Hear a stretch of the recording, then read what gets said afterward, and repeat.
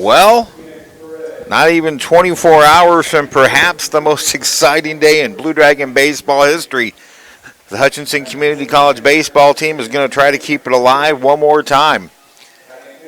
Now, 5-0 in elimination games in the 2019 postseason. The Blue Dragons get set to take on the Colby Trojans in the losers bracket final of the Central District Baseball Tournament. It is time for Blue Dragon baseball on the Blue Dragon Sports Network. Steve Carpenter and Denny Steckline with you. About an hour ago, it was pouring here, but because it's turf and everything, we are getting ready to be just we're going to be right on time, actually. So we're getting started on the air a little bit late as we scramble it around to get stuff done. But Denny Steckline, a little time to put in perspective. You had a 45-minute drive on the way home to kind of think things over.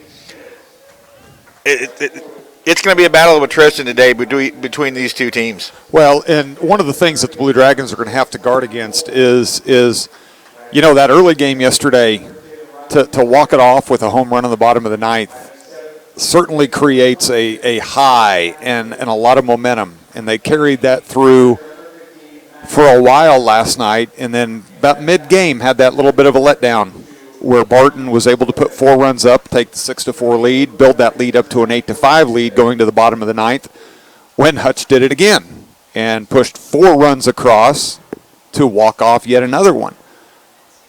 You can't go to the well that many times and think you're going to walk it off every time.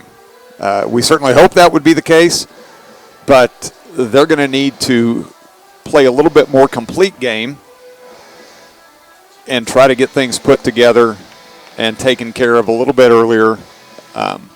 We were so thrilled last night when they didn't give up anything the top of the first. After giving up 6 in the top of the first against Colby, and then 8 in the top of the first against Cloud. They were able to come back against Cloud and get the win. Couldn't do so against Colby. And then they didn't give up any last night. But, Nedved's going to throw, and I know you probably have the pitch count off the top of your head, but he did not have a good outing in his last one against Colby. That's where the 6 runs came from. But he didn't throw many pitches. So he's probably about as fresh as any of our starters could be. So if he comes out, starts pounding the zone early, could be some good things happening. Before we get going too much further, I do want to say one thing. I do want to apologize to our loyal listeners. Last night, when Ryan Moritz hit that walk-off, I completely butchered the call. If you remember right before, that was when Will Reitz was hit in the face. And as an old baseball guy, I take that very hard. And I wasn't ready for that last call. And it's been bugging me all night. So I do want to apologize, and we're going to have a good broadcast today, and hopefully 2 today. So if the weather holds up, I just wanted to say, apologize to you, Danny. I kind of left you hanging. Between exhaustion and what happened with Will, I just, at that moment, was not in good shape. Not at all, Carp. I don't think anybody felt that way. I don't think you've got anything to worry about there. What an exciting call. The only person that should probably feel bad or wants a piece of you is Metzger, because you gave Nedved credit for scoring the winning run.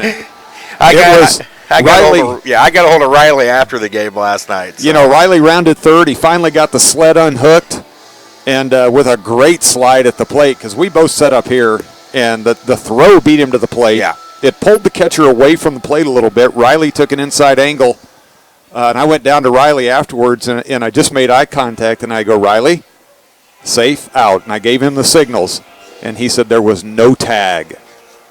So he was very definitive that he was safe. And really, what we saw last night, the catcher didn't protest, Coach Biggs didn't protest, nobody did. So they all felt the umpire got it right. And the picture we had on BlueDragonSports.com, I feel like bears it out.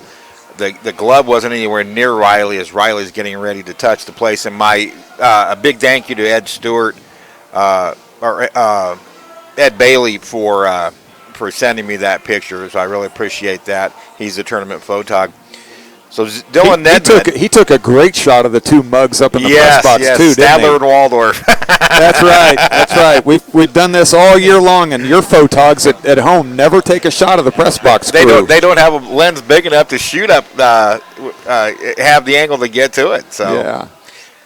So here we go. We're getting set to go. The losers bracket final. The winner plays Cali. Maybe today, maybe tomorrow. The loser is done.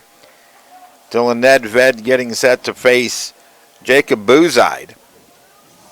And here we go. His first pitch right on time. And a slow ball 1 to Boozide. Carp driving over this morning, and I know you've been here since pretty early. We drove through a lot of rain, a lot of lightning. Things look great right now, overcast, but the field, and you said it's turf. Do you know, is there a drainage system or anything underneath this? I'm not 100% sure, but it held it really well. It never pulled it up. 1 and 2 to Boozide. It never pulled it up, and then once the lightning cleared the area, Brad Pittman and WSU got the turf out. Check swing found by Boozide. It remains 1 and 2. Brad Pittman cleared it, and we took infield maybe 6 minutes late, but we started right on time, so our thanks to Brad Pittman and the WSU staff. Here's the 1-2 to Boozide. Pitch inside, 2 and 2. Dylan Nedved, it hit him. Well, that's a hit by pitch that's the benefit of wearing baggy pants, because I don't think that got much more than a pant leg. So Boozide hit by a pitch. Dylan hit a couple in that 2/3 of an inning stint yesterday against Cloud. Only threw 27 pitches. So now Enoch Perez, the sophomore second baseman. Out of the wine, the swing and a miss by Enoch Perez. In the game against Colby, or against the Blue Dragons on Thursday, Perez was 0 for 3, but he scored 3 runs, reached twice by a walk. Runner goes. Pitch is a ball to throw down. Did it get him? Safe. Close play, but Boozide gets under the tag of Ryan Moritz. Something you've got to keep in the back of your mind as a player out here now with this turf and probably holding some moisture is the ball may have a tendency to skip a little bit more. There's a ground ball, right side base hit. Rounding third as Boozide. The throw is offline. And just like that, Colby has a 1-0 lead, and that's eerily similar to what we saw yesterday. Not so much on L.J. McDonough's start against Colby the other day. That was 3 walks, a hit batsman, and 2 wild pitches. But hit by pitch, stolen base, and now a single by Perez. Colby has a 1-0 lead. Now here's Matt Kootenai, one of the biggest clutch hitters in the last 2 years in the Jayhawk Conference. Kootenai here in Wichita, 4 for 10, a double, a home run, and 3 driven in. He had a big double against the Blue Dragons in the second half of that surge. That pitch misses low. I believe that came in the 3-run 7th inning. Hutchinson had trailed 6-0, got it back to 6-5, then Colby scored 3 in the 7th, 3 in the 8th. The pitch. That one's lined to left field. This is going to be trouble. And it's a one-hopper off the wall. Perez headed for third. Kootenai in the second. Right now, Dylan Nedved throwing very flat pitches. And this Colby team, coming into the game against Cali yesterday, had scored 77 runs in their last 5 games. Oh, wow. Well, they've added to that number here, and they're threatening to do more with runners at second and third and nobody out yet here in the top of the first. Cameron Tilley. He has 4 home runs in his last 8 games. Now Ryan Schmidt comes out. Already action in the Blue Dragon pen. And again, an elimination game. It's Johnny Holstaff. So whoever can throw is going to. And Carp, I picked up on, and I didn't see who's throwing, but he was throwing before this game even started. Is that Linder? Quite possibly. We haven't seen Dawson Linder in quite some time, but he would kind of be next up. But I thought that was interesting, the fact that he was already getting loose in the pen that Ryan Schmidt is planning. And, as you said, 5 straight now in elimination games, and this is the 6th one. And there is no tomorrow if you don't get through today. Exactly. So Cameron Tilley, a hot hitter. Tilley 5 for 10 here in Wichita with 3 home runs and 6 RBIs. Tilley for the year, a team high 17 home runs, hitting .382 with 67 driven in. Hit by pitch, a stolen base, an RBI single, and now a double. Second and third, nobody out, 1 across the pitch. Changeup is swung on and missed. Colby's definitely going to the plate with an aggressive mindset. We made mention, or I did on Thursday night, first to pitch from Nedved, misses low and away, a fastball 1-1, that the Blue Dragons caught the Trojans on a total high coming off their big come from behind extra inning win the night before against Johnson County. That wave of momentum really led to that 6-run first inning. With the 2 walk-offs yesterday, I would hope that the trend would go the Blue Dragons' way, but so far, no. Pitch down low to Tilley, and it's 2-1. Now, so far for Hutchinson, I hate to use the word flat, but that's kind of just what the appearance is. Human nature would be hard not to after yesterday. Little slow roller left side. This should score a run, and there won't be a play, an infield single. Once it got past Nedved, Sartori didn't have a chance. No, and that was hit, I think, softer than they even read it being hit, because Perez, coming from third, started to break and then stopped, and then realized once it was past Nedved that Sartori was going to have a tough play, and he was able to make it home. So still nobody out. The 5th batter of the inning is right fielder Jason Evans. Yesterday against Cloud, Nedved went 2/3 of an inning, allowed 7 runs, 8 hits. Pitch taken low for a ball.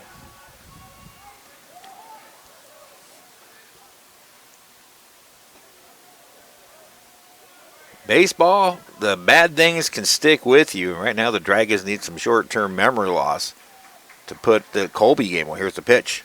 Foul tipped on a huge cut by Evans. Evans here in Wichita, 2 for 11, a couple of doubles and 2 RBIs for the year. Evans hitting .328, 4 home runs and 32 driven in. If there's any advantage for Hutchinson, it's the fact they've battled back so much this week from sizable deficits that this shouldn't be of concern to them at this point. That's a foul ball by Evans, slice foul into the batting cages. Colby's, I was talking with Rich Epp, the Colby broadcaster. He feels like their pitching staff is depleted. The fact that they are starting Nathan Stark, who threw the final 4, and here's a swing and a miss for a strikeout. Evans becomes out number 1, and that was the best pitch thrown here today by Dylan Nedved. Maybe that gives him a little confidence boost. Yeah, and just now 1 ground ball away from getting out of this inning with minimal damage. Now the shortstop, Blake Gallagher. Gallagher in 3 games in Wichita, 1 for 11. That one hit a double and drove in 2. I believe that was against Hutchinson in that 12-8 Trojan win. Pitching on the hand, slice foul. The Blue Dragons swept Colby in 4 in the regular season. And I said on Wednesday's broadcast, forget those numbers, because Colby came in a red-hot offense. And outside of getting run-ruled yesterday, their offense has been unstoppable. The pitch. Breaking pitch swung on and missed. Max McGuire once again being a wall behind the plate. And it's 0-2. Coming off the 4-game sweep of Colby and then facing them here at the tournament has to concern coaches, because these are 18, 19-year-olds that are thinking, oh, we just took 4 from them. This isn't going to be a problem. The 0-2 pitch is a slider, misses low and away. Count 1-2. Got a call from my boss, Josh Gooch. They were just about to Wichita with the golf team coming back from Florida, and the weather was so bad here in Wichita, they got diverted to Oklahoma City and are sitting on the tarmac as we speak. Ooh. 1-2 pitch. Swung on and missed. First base is occupied. That's 2 away. Back-to-back strikeouts of Evans and Gallagher, and that'll bring up the left fielder Tyler Zdunich.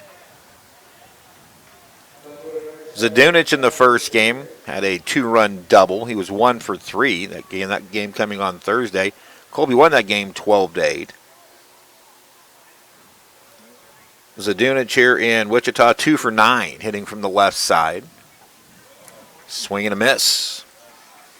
Boy, if Dylan can work through Zdunich and get this inning ended, finishing it on 3 straight batters retired is going to give him confidence going to the next inning. The pitch. Strike outside corner at the knees, 0-2. Now Dylan's starting to look like a completely different pitcher over the last 8 pitches. Making his pitches with conviction and with a lot of conviction. 0-2 pitch. That one misses.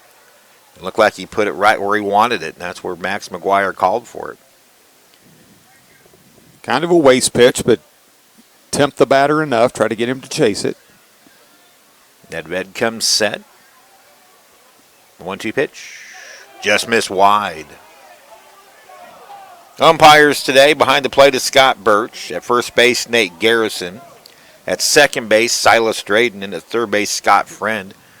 Working 4-man crews for the remainder of the tournament, whether it be 2 or 3 games. And for the Blue Dragons, you hope it's 3.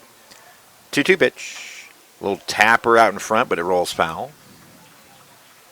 It's a 27-pitch inning, which is exactly the number of pitches he threw in 2/3 of an inning yesterday. But after a rough start, Dylan may be finally getting into his groove again. He pitched so well coming into that game yesterday. The pitch. Wow, didn't miss by much, full count. No, but, from where we're at up here, it was off the plate a little bit. The frustrating thing, I think, for us when we have this perspective at Hobart Detter all year, you see that called to strike about 7 out of 10 times. Reynolds will go on the pitch. 3-2, 2 out. There they go. 3-2 pitch is line foul. Carp, we've got some, we talked yesterday about how old school our approach is about the game of baseball. What do you think about the uniforms out here? Oh, I do love them. I do love them. Blue Dragons bring back memories of the 80s White Sox, and Colby's got a nice-looking set on as well. Called strike 3 outside corner. So after a rough start, Dylan Nedved comes back with 3 consecutive strikeouts. Colby gets 2 runs on 3 hits. There were no errors, but they strand 2. After a half inning, it is Colby 2 and the Blue Dragons coming up.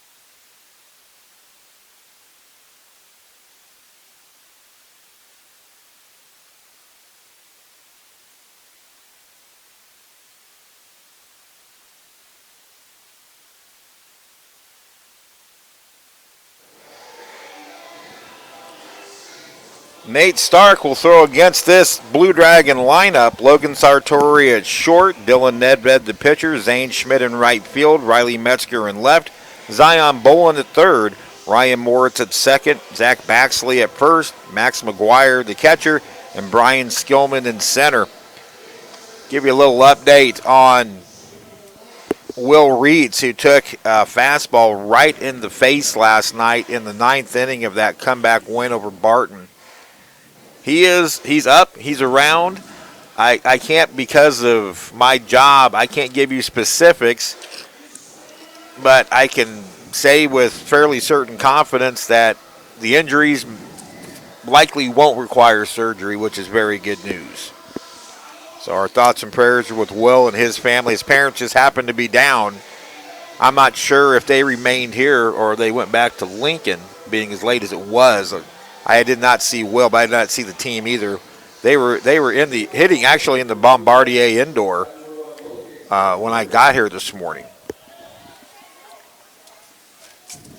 So Logan Sartori to lead it off.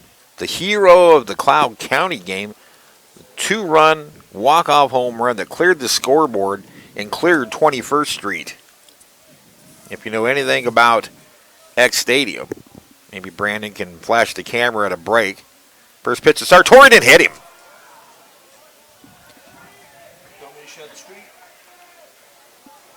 Go ahead and give it a look. So if you look over the scoreboard, if you look at the scoreboard and you see the street behind, Sartori's ball hit on the other side. That's a bomb. So Sartori wears the pitch. Now that brings up the pitcher, Dylan Nedved. Someone yelled warning.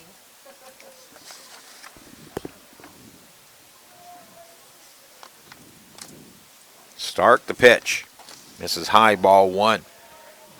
Stark got the save in the game against Hutchinson. He pitched 4 innings, allowed 3 hits, 3 runs, struck out 6 and walked 1 and threw 61 pitches. And looking at the numbers, Carp, I think that's his only appearance of this tournament so far. Yes. He was probably slated to pitch against Cowley yesterday in the winner's bracket final, but throwing all those innings one day earlier against the Dragons. Here's the 2-0 to Nedved. High 3-0. Nedved so far in the postseason, hitting .393 with 11 hits, 3 doubles, a home run, and 5 RBIs. In the Wichita portion, 8 for 16. Ball 4, so a hit batsman and a walk start the Dragon first. And none of those 4 were really very close. So Stark struggling early with some control issues. And that'll bring up Zane Schmidt. Weather-wise, a much different day. We've already had the rain. We've talked about that. Right now, no wind, and it's about maybe 25 degrees cooler than at any point in this tournament. Schmidt was 0 for 5 against Colby on Thursday. Had a 3-hit night last night. First pitch swings and fouls it out of the play to the left. In 7 postseason games, Zane Schmidt hitting .357, 10 for 28, a home run and 9 RBIs. Now a team high 21 RBIs or 21 home runs, 73 RBIs. The 0-1. Ground ball, left side, base hit. Rounding third will be Sartori. Now Jamel Cervantes throws up the stop sign, and wisely so, and the Dragons have him loaded to start the bottom of the first. Well, so far the Blue Dragons have answered the 2 Colby runs in the top of the first. We haven't pushed anybody across yet, but hit by pitch, walk, and a base hit to load them with nobody out. And now the hot-hitting Riley Metzger, 13 for 27 in the postseason, a .481 average, 3 home runs, 9 driven in. Riley for the year now hitting .376, 10 home runs and 56 RBIs. Tilly out of the stretch, going from the third base side of the rubber, the pitch. Paints the outside corner for a strike. Be interesting to see how Colby approaches him. As you shared last night, Colby coach Ryan Carter thinks highly of Riley's hitting ability. And this isn't a situation you can really pitch around him. The 0-1. Off-speed up the middle. That's going to be knocked down by the second baseman to throw to first in time, but a run will score. Riley probably still winded from that trek from second last night, but he gets the job done. First of all, a great play by Blake Gallagher, the shortstop of the Trojans. He got to it behind the bag. Only play was going to be to first. So Metzger drives in his 10th postseason RBI. The lead cut to 2-1, and Zion Bolin will be the batter. Hit well by Riley. The pitcher's mound probably took a little bit of steam off that one. And it's ball 1 to Zion. Zion had to leave the game late last night. A leg injury. And he's going to give it a go. Bolin 7 for 24 in the postseason, a home run and 9 driven in. The pitch. Good curveball from Stark for a strike, and it's 1-1. Zion Bolin now hitting .296, 40 total hits, 5 home runs, 36 RBIs. Here in Wichita, Zion is 4 for 13. 2 doubles, a triple, and 3 RBIs. The pitch from Stark sails way outside, and it's 2-1. Comparatively speaking, the Blue Dragon pitching depth superior to Colby's, which you would hope would be an advantage, especially in later innings. Here's the 2-1. Big cut and a miss by Zion. Maybe chased one up and out. Now it's 2-2. Colby has the advantage of having played one fewer game so far in this tournament. The Dragons are in the exact same spot they were a year ago. They lost that loser's bracket final to Barton 8-0, and Barton went on to defeat Cali twice to go to Grand Junction. Zion fights that one off, and it remains 2-2. More times than not, this tournament, since the format changed to the 8-team version, or the 16-team version 8 come to Wichita in 2004, very rarely has this game ended with the first championship game, or this tournament ended with the first championship game. Once again, the 2-2. Line left field, a base hit. Nedved will score, and everybody else moves up 90 feet, and the game is tied. Nice job of hitting there by Zion. 2-strike count. Serve that one in between short and third. So Zion drives in his 10th postseason RBI and his 37th of the season, and now last night's Barton hero Ryan Moritz. He was 0 for 4 going into that at bat last night and just served a pitch on the outer half in the left field. And I found out later that Riley Metzger was cramping up at second just before the hit. So now runners at first and third, 1 out. Moritz for the year, hitting .319, 2 home runs and 30 RBIs. The pitch from Starks inside nearly hit him. Riley battled some hamstring issues last year, and is not. I mean this in the nicest way to Riley. He's not blessed with the greatest speed. He might beat you and I in a foot race.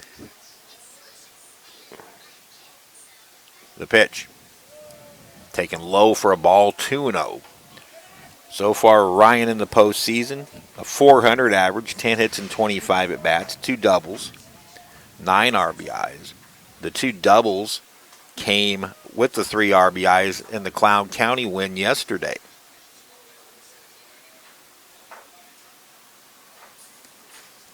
My phone was absolutely blowing up after that game. Several people commenting on the wacky day of baseball. 2-0 pitch, high, ball 3.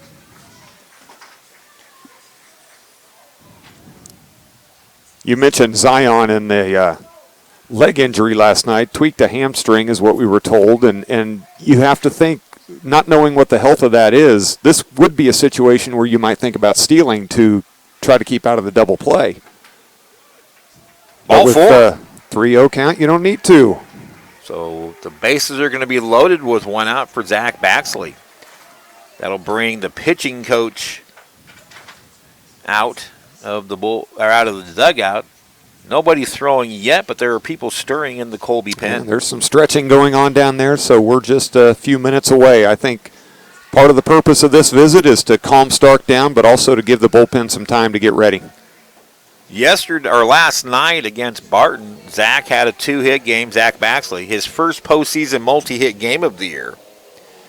Bax is slowly coming out of that slump. His postseason average is .217, 5 for 23. But he is 4 for his last 14 now. And again, starting to come out of it. He had a 2-run home run against Fort Scott. But you've alluded to it a couple of times down here in Wichita. It was the at-bat before that may have finally helped Baxley turn the corner. Yeah, the big sacrifice fly, well hit to right. Went down in the books as an out, but he drove in a run. He hit it well, hit it hard, and I think it was the next at-bat when he hit the home run. Baxley for the year, .278 average, 5 home runs, 33 RBIs. Tries to take a shot to right. He fouls it off out of play to the right. Just down 21st Street to our west. A lot of graduating going on at Koch Arena. WSU's main graduations today, but they have 3 graduation ceremonies going on at Koch Arena. And that first one, people were getting doused as they were going in with all that rain. The pitch. Fastball from Stark is high, and it's 1-1 to Baxley. Bax here in Wichita, 4 for 14.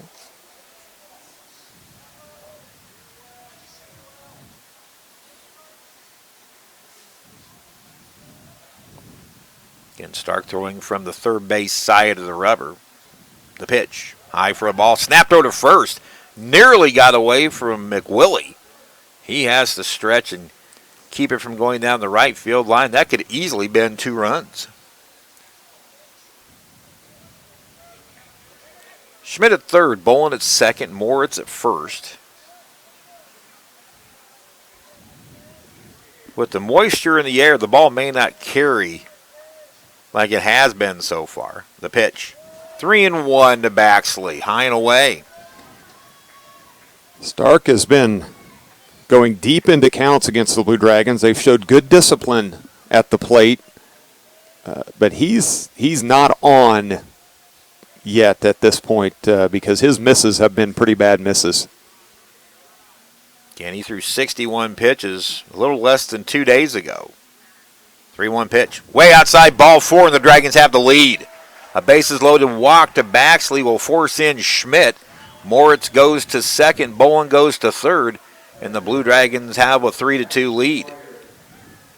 That for Baxley is RBI number 34, and for the postseason, RBI number 4. Now Max McGuire, who's quietly been an unsung hero, and that's redundant, but that's how it's been. He has kept this team together. He's had some big hits, been a wall behind the plate, and he takes a fastball from Stark outside for ball 1. He's really been a great cheerleader, but then a defensive warrior, taking a beating back there, but keeping his team in a lot of games. The 1-0. High ball 2. 26 pitches for Stark, only 9 in the zone.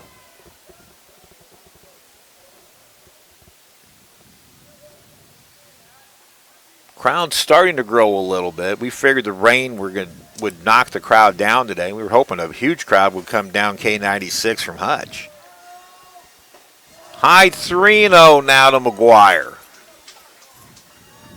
And it will be Brian Skillman on deck. Mack is the 8th batter of the inning. And the 4th one who's worked to count with at least 3 balls.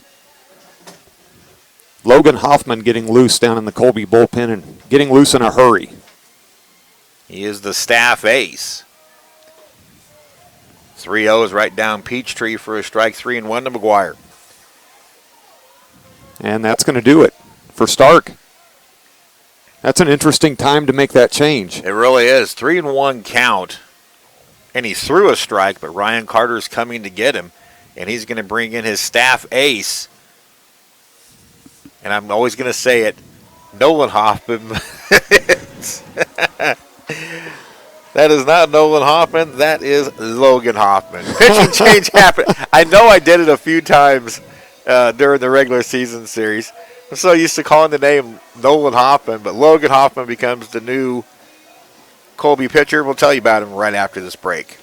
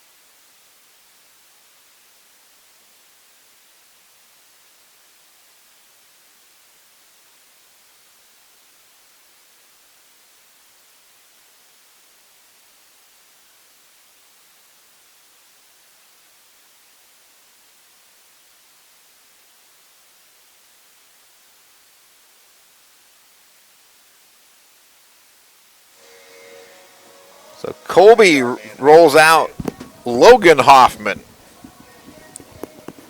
And Hoffman, out of Canada, threw back-to-back one-hit shutouts before the Blue Dragons tore him up at Colby. He lasted just 2 2/3 innings against the Blue Dragons on that mid-April afternoon.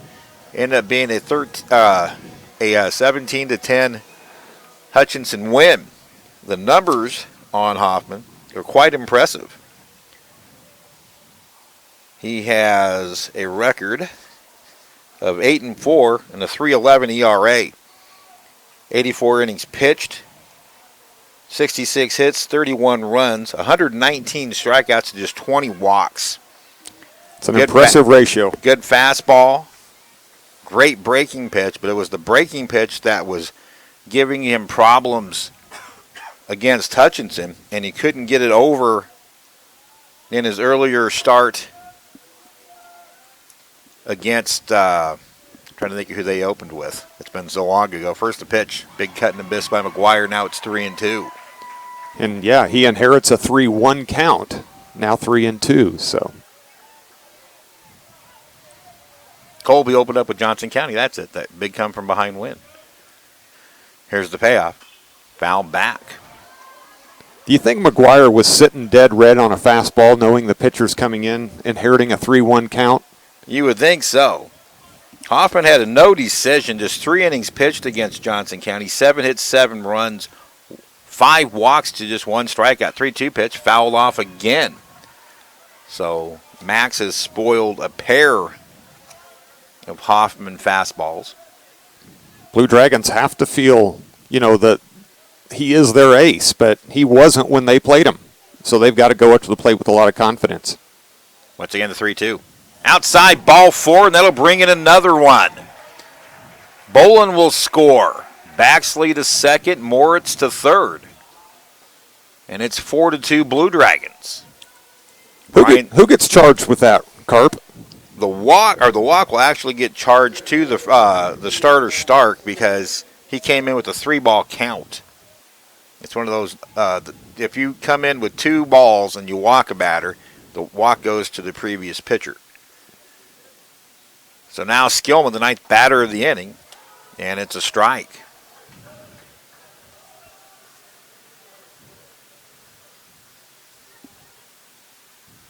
Blue Dragons have batted around here in the bottom of the first. 4 runs across so far. Bases loaded, 1 away. Off misses with that fastball, and it's 1-1. Skillman hitting .333 here in Wichita. Pressed into service due to some injuries. Pitch inside. And it's 2-1. Nice work by Tilley. Tilley, for my money, one of the best overall catchers in the Jayhawk. I've been really impressed with him all year. Great defensive catcher, receives the ball well. Great arm. He's throwing out almost 40% of would-be base stealers. The 2-1. Strike on the outside corner, and it's 2-2 to Skillman. Skillman got the single last night in the ninth. The Dragons were down 8-5 against Barton. He started the inning off with the single that went back up the box. The pitch. Struck him out. May have chased one up. So Hoffman works up the zone, gets a strikeout for out number 2. And now the 10th batter of the inning, Logan Sartori. In the game against Cloud yesterday, Brian Skillman pinch hit for Will Reitz and then worked from 1-2 down to the count, worked a walk, and then 3 pitches later, Sartori found the other side of 21st Avenue for the walk-off. Logan was fooled on that breaking pitch, and it's strike 1. So a 4-run first for the Dragons after a 2-run first by the Trojans. Logan saw him serve a lot of fastballs to McGuire and Skillman, and then he broke one off to start him off. The pitch. Fastball misses upstairs, 1-1. Sartori last night with a double in the second inning against Barton. First the pitch. Ground ball to third. Kootenai has it. Will go to second for the fourth, and the inning is over. And I will finish my story about Sartori on the other side of the break. But the Blue Dragons recover from a tough top of the first, scoring 4 runs on 2 hits. They strand 3 and after 1 in the losers bracket final. It's the Dragons 4 and the Trojans 2.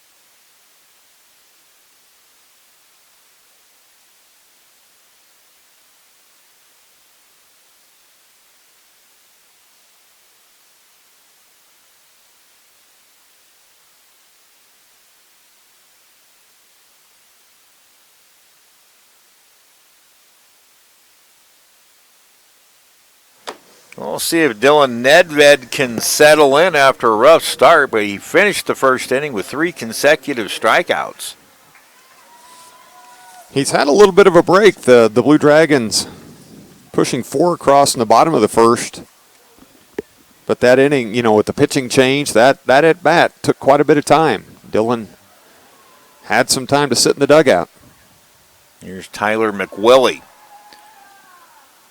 McWillie had a big 3-run home run in the 8th inning Thursday night. And first pitch to McWillie misses for a ball.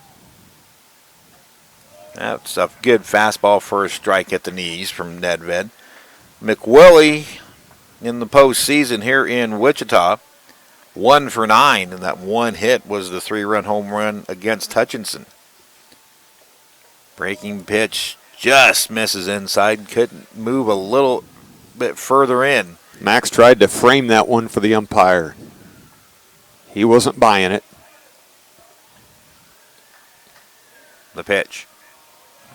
That one crossed everybody up and goes back to the screen. Now McWillie up in the count, 3 balls and 1 strike.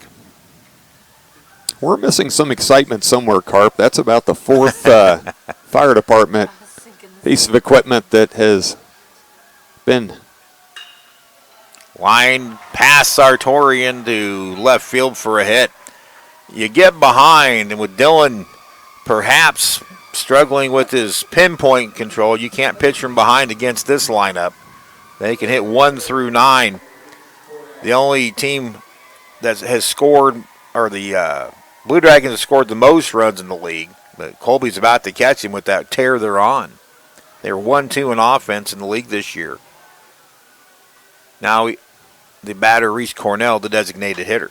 Ground ball to second, or slowly hit. Moritz will go to first. That was kind of a bizarre play all the way around. I thought it was hit harder. Oh, and they're going to call interference on the runner at second and record the double play. That's going to be a double play. So Silas Drayden calling interference. Again, a strange play all the way around. I thought it was hit harder, but Moritz had to go to his left. The ball actually slowed McWillie up. That gave Moritz time to spin and throw. And then Silas Drayden, the second base umpire, calls interference. Yeah, McWillie pretty much came to a dead stop and let the ball go by. And so, Moritz, the way it was hit, was only going to get one.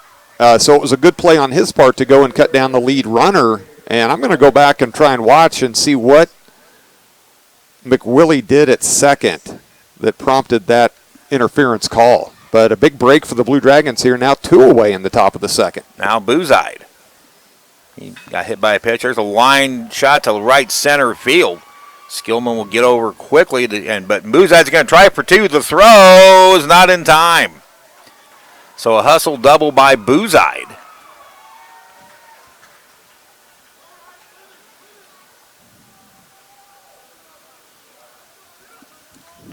So, Mr. Official Scorekeeper, what do I write down on my handy scorebook for Mr. Cornell? It goes as a 4-6-3 double play, and the runner first out on interference. Not a ground ball double play, but just a regular double play, and the runner at second creates the interference. Enoch Perez first pitch swings and hits one a mile high to shallow right field. In comes the right fielder, Zane Schmidt, to make the catch, and the inning is over. So a strange inning, but an effective inning for Dylan Nedved. He puts up a goose egg, and after an inning and a half, it's the Dragons 4 and the Trojans 2.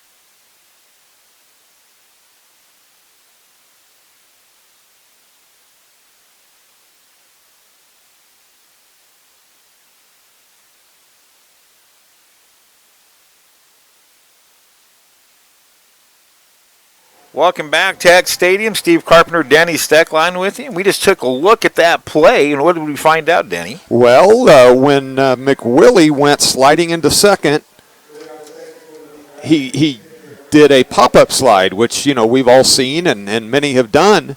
But the pop-up slide basically brought him right up next to Sartori, and that constitutes interference. You can't do that. The ruling would be that he did not enable Sartori the opportunity to continue that play. I would have to say, I guess, Carp, you would know that better, but when you do the pop-up... it's considered illegal now. That's almost going to the automatic call. Now 1-1 to Nedved. First pitch was a swing and a miss, and then he took a ball upstairs from Logan Hoffman, and now it's 2-1.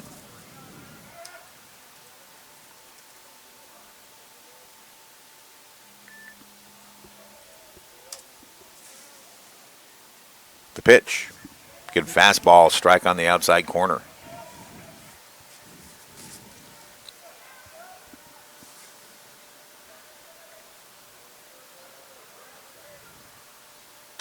Ground ball, high chopper to third. Matt Kootenai fields, low throw. Ooh. But it's dug out by McWillie at first, and there's one away. That was a turf hop.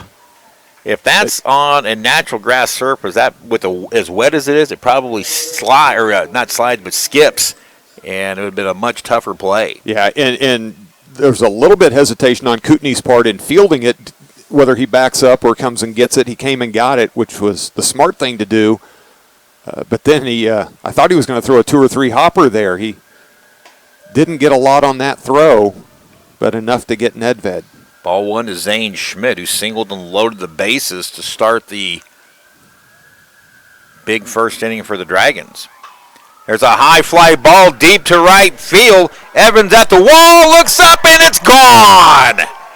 Home run number 22 for Zane Schmidt, and the Dragons lead it 5-2. Schmidt's second postseason home run, second home run in as many days. And the Blue Dragons take a 5-2 lead. My sound crew had changed up the home run horn from the Blackhawks to some sort of weak horn they use at another hockey franchise.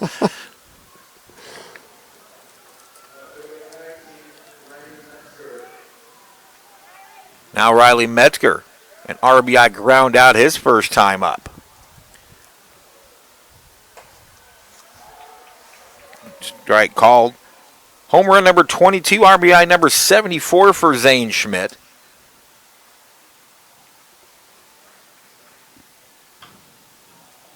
One tap foul. Zane now moves into 9th place alone on the career home run list. Not single season, but career. Breaking the tie with Logan Sartori. Metzger lays off a high fastball. And it's 1-2. The single season leaders, Caden Doge, 31. Foul tipped at the plate by Metzger, and it remains a ball and 2 strikes. Told Riley last night that when I started this job, I had dark hair. This baseball team over the years has completely changed that. You think you're going to get any sympathy from the guy sitting to your left, Carp? Not a chance. Not a chance. And I'm sure Phil Anderson's listening in, almost fall on his back laughing. Phil and I go to the same barber. We go at the same time because they could cut his and mine and still not equal a haircut. 2-2 pitch, fouled back again by Metzger. So the Dragons are battling with 2 strikes, several 2-strike foul balls.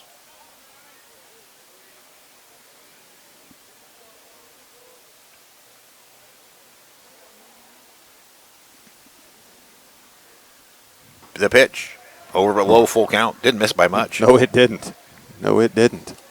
I was a little surprised not to see him ring him up on that one. It sure looked good from up here, but like we said before, we don't see high-low very well. Here's the payoff to Riles. Called strike 3. That was a good pitch. I think Riley was trying to buy one there. He knew he was fooled. Now Zion Bolin, bases empty, 2 away. Schmidt's home run gives Hutch a 5-2 lead. For the team now, that is home run number 88. 4th most in single season history. Strike to Bolin, a breaking pitch. Zion had an RBI single and a run scored his first time up. You may have said this and I missed it, Cart, but who does he tie on the career list now? You're going to cheat and look, but it's one of the greatest nickname stories in the history of Blue Dragon baseball. Okay, hit me the question one more time. His 22nd home run on the career list, who does that tie? The pitch. Swing and a miss, strike 3. You're going to have the break to think about it. Schmidt's home run. 1 run, 1 hit, nobody left, and after 2, it is the Blue Dragons 5, the Trojans 2.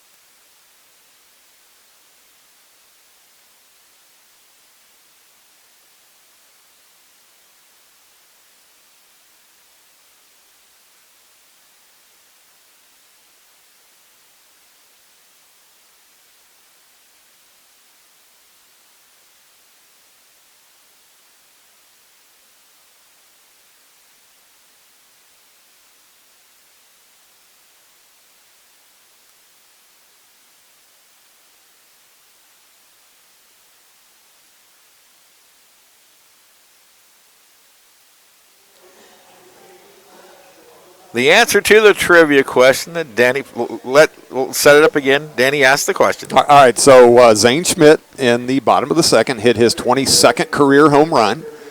And I asked Mr. Blue Dragon statistic man, Steve Carpenter, who he tied on the career home run list at 22. And my hint was, or my clue, it's one of the greatest nickname stories in the history of Blue Dragon baseball. Now, I will self-report. When I hear nickname first, I always think of Michael Hellman being Gilligan. First, Matt Cooney to step in against Dylan Nedved in the third. But Gilligan came from the Monarch season. So, instantly, my mind turns to one Bobby Morganson, the bus. Bobby the Bus Morganson. And when we have a chance here in a second, we'll that's such a fun story to tell. At the time, Bobby and Schmitty didn't think so. Strike on the outside corner. Good pitch from Nedved, and it's 0-2 to Kootenai. The Blue Dragons were playing a road trip at Liberal against Seward County. And Coach Schmidt, the players will tell you, they don't ever leave at 7 or 7:15. They leave at 7:02. They leave at 7:06. Swing and a miss, strike three. Kootenai goes down swinging for out number one. 4 strikeouts now for Nedved. And they do that, and he picks those times because they're unique and they'll remember it. Well, at that time, our son Ryan was on the team, and we would travel to a lot of the games, and that was one we were not traveling to. But I get a text from Coach Schmidt about 7:15, says, "Are you coming to Liberal?" Sorry, no, we're not. Didn't hear any more. Swing and a miss by Tilly, and it's 0-1. And I thought, well, that was kind of an odd question. Well, come to find out, Mr. Morganson missed the bus and needed a ride. Fastball from Dylan Nedved at the knees on the outside corner. 0-2 to Tilly. So Bob jumps in his own car, catches the bus in Greensburg. The 0-2 pitch. Hit on the ground to third. Big hop for Zion Bolin. Throws a dart over to first, 2 away. Zion did a good job there getting his feet set, taking his time, and getting the throw across.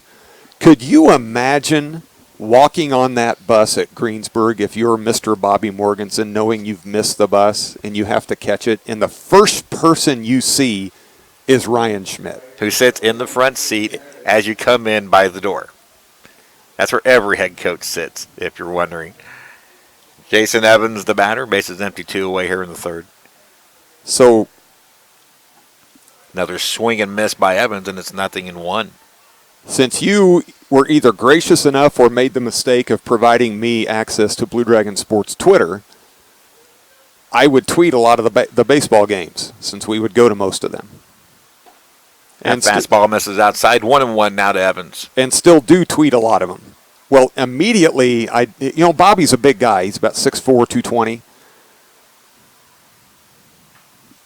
Foul back, 1-2. Immediately it hit me that this is Bobby the Bus Morganson.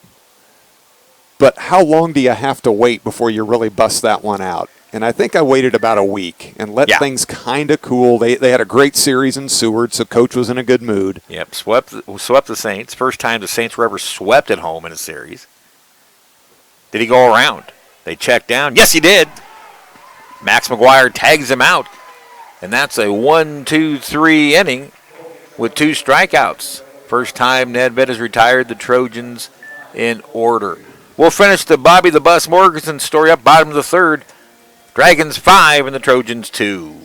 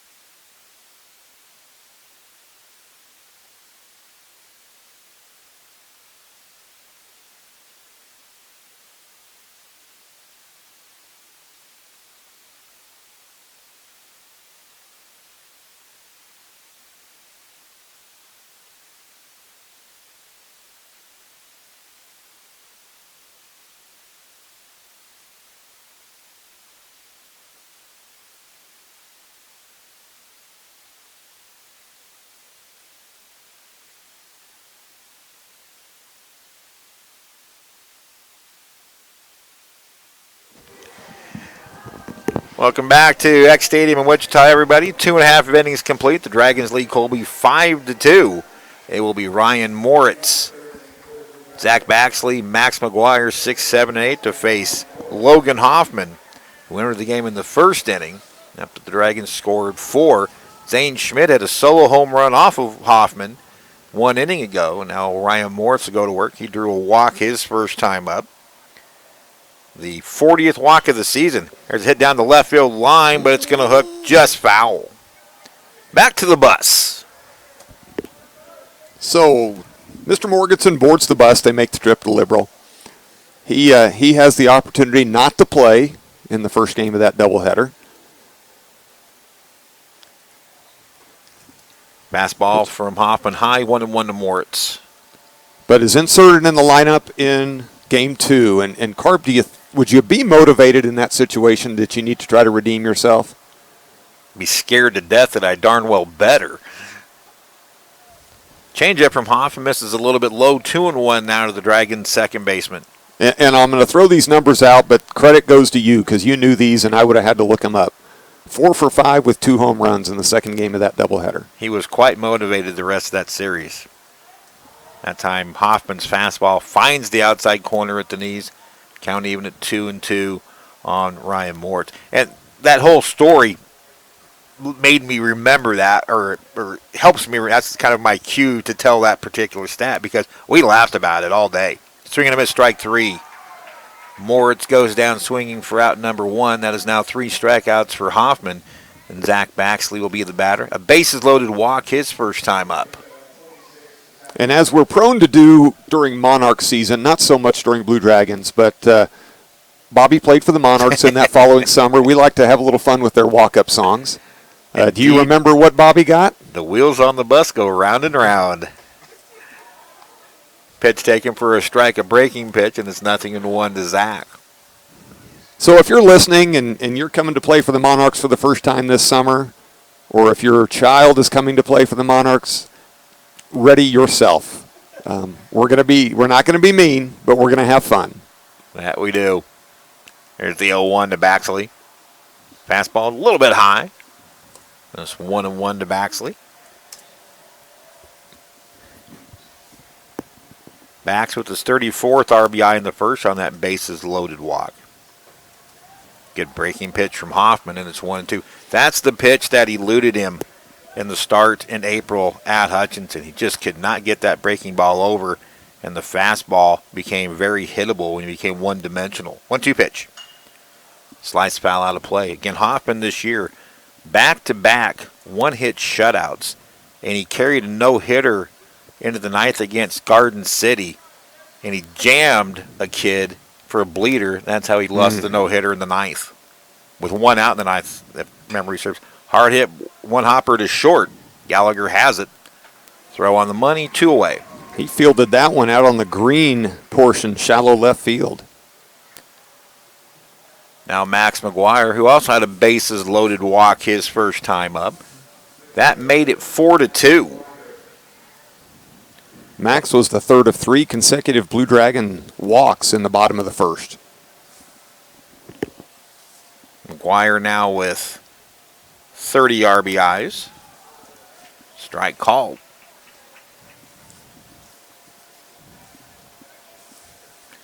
Max, the 8th Blue Dragon this year to have 30 or more RBIs. That breaking pitch gets under the glove of the catcher, Cameron Tillian, back to the screen, and the count even at 1-1 to the Blue Dragon catcher, Max McGuire. Hoffman settled in nicely after coming in that difficult situation in the bottom of the first. Coming into a situation where he inherited a 3-1 count on McGuire, who ended up walking.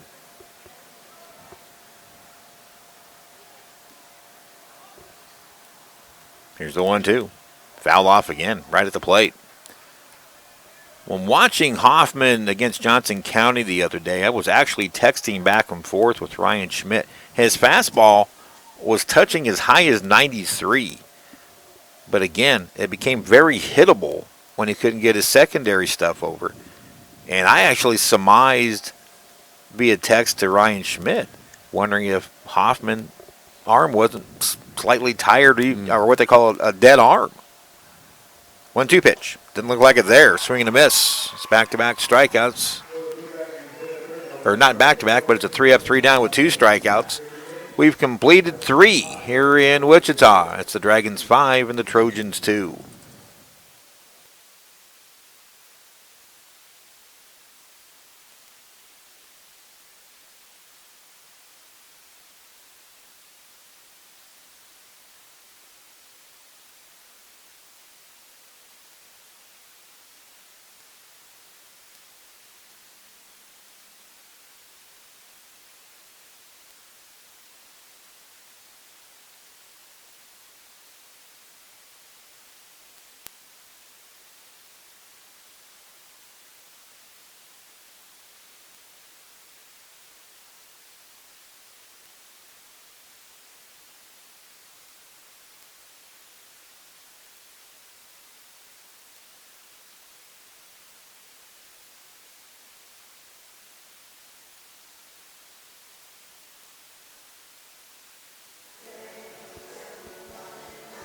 Blue Dragon golf wrapped up at Nationals yesterday. They shot a low round of 291.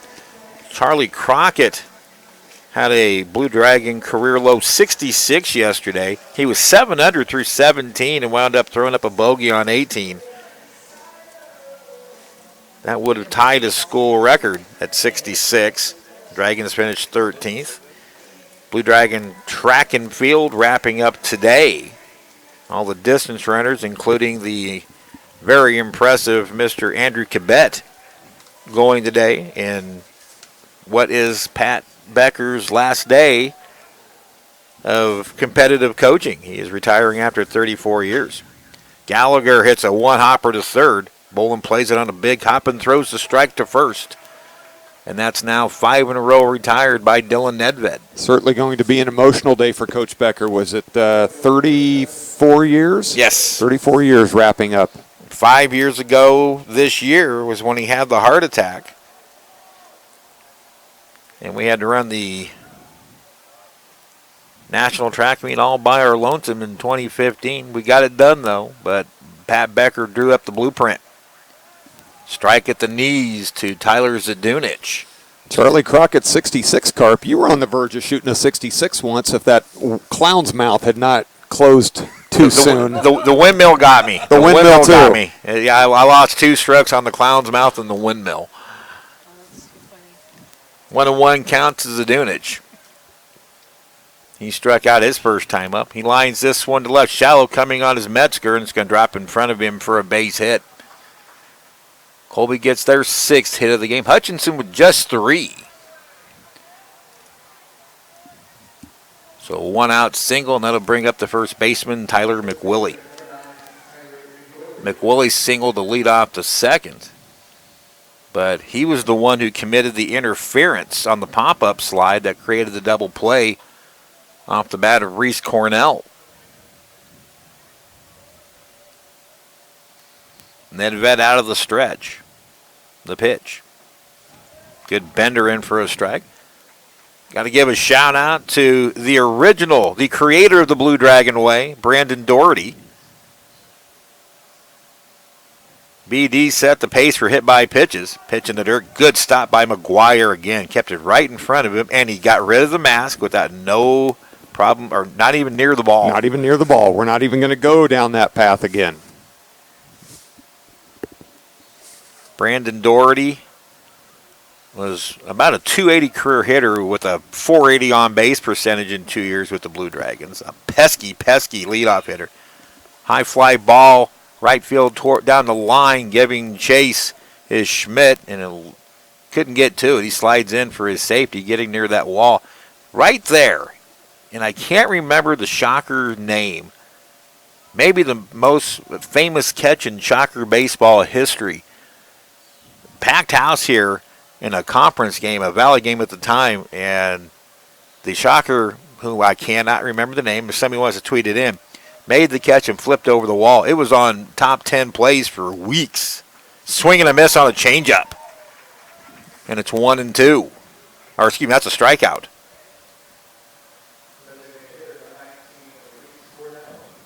So now a runner at second, 2 away. That'll bring up Reese Cornell, who hit into that interference-assisted double play. Brandon Doherty, several years later, in fact, it was 2014, BD played with the Blue Dragons in 2005 and 2006, went on to Michigan State. First to pitch from Nedved. Good pitch. Strike on the outside corner. Jamel Cervantes. Well, let me start the story up. That was the year Matt Jones was being plunked at a record rate, 40 times to be exact. And as he was approaching Doherty's record, the pitch taken outside.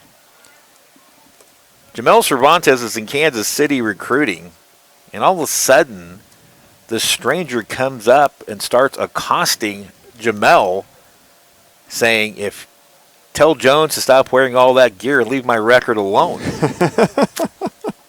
Pitch low and in, another block by McGuire, and it's 2-1. So I instantly get a call at the office from Jamel saying, there was this guy who just started yelling at me about the hit by pitch record. And I said, was he about 5'9", kind of curly hair? And I actually said this because I always picked on BD.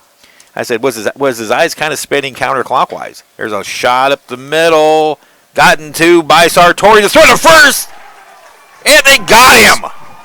What a play by Sartori, ranging far to his left, fielding behind the bag, throwing against his body, and he throws a dart to Zach Baxley at first to get Cornell by a step, and the inning is over. No runs, a hit, 1 left. We go to the bottom of the 4th. Dragons 5, Trojans 2.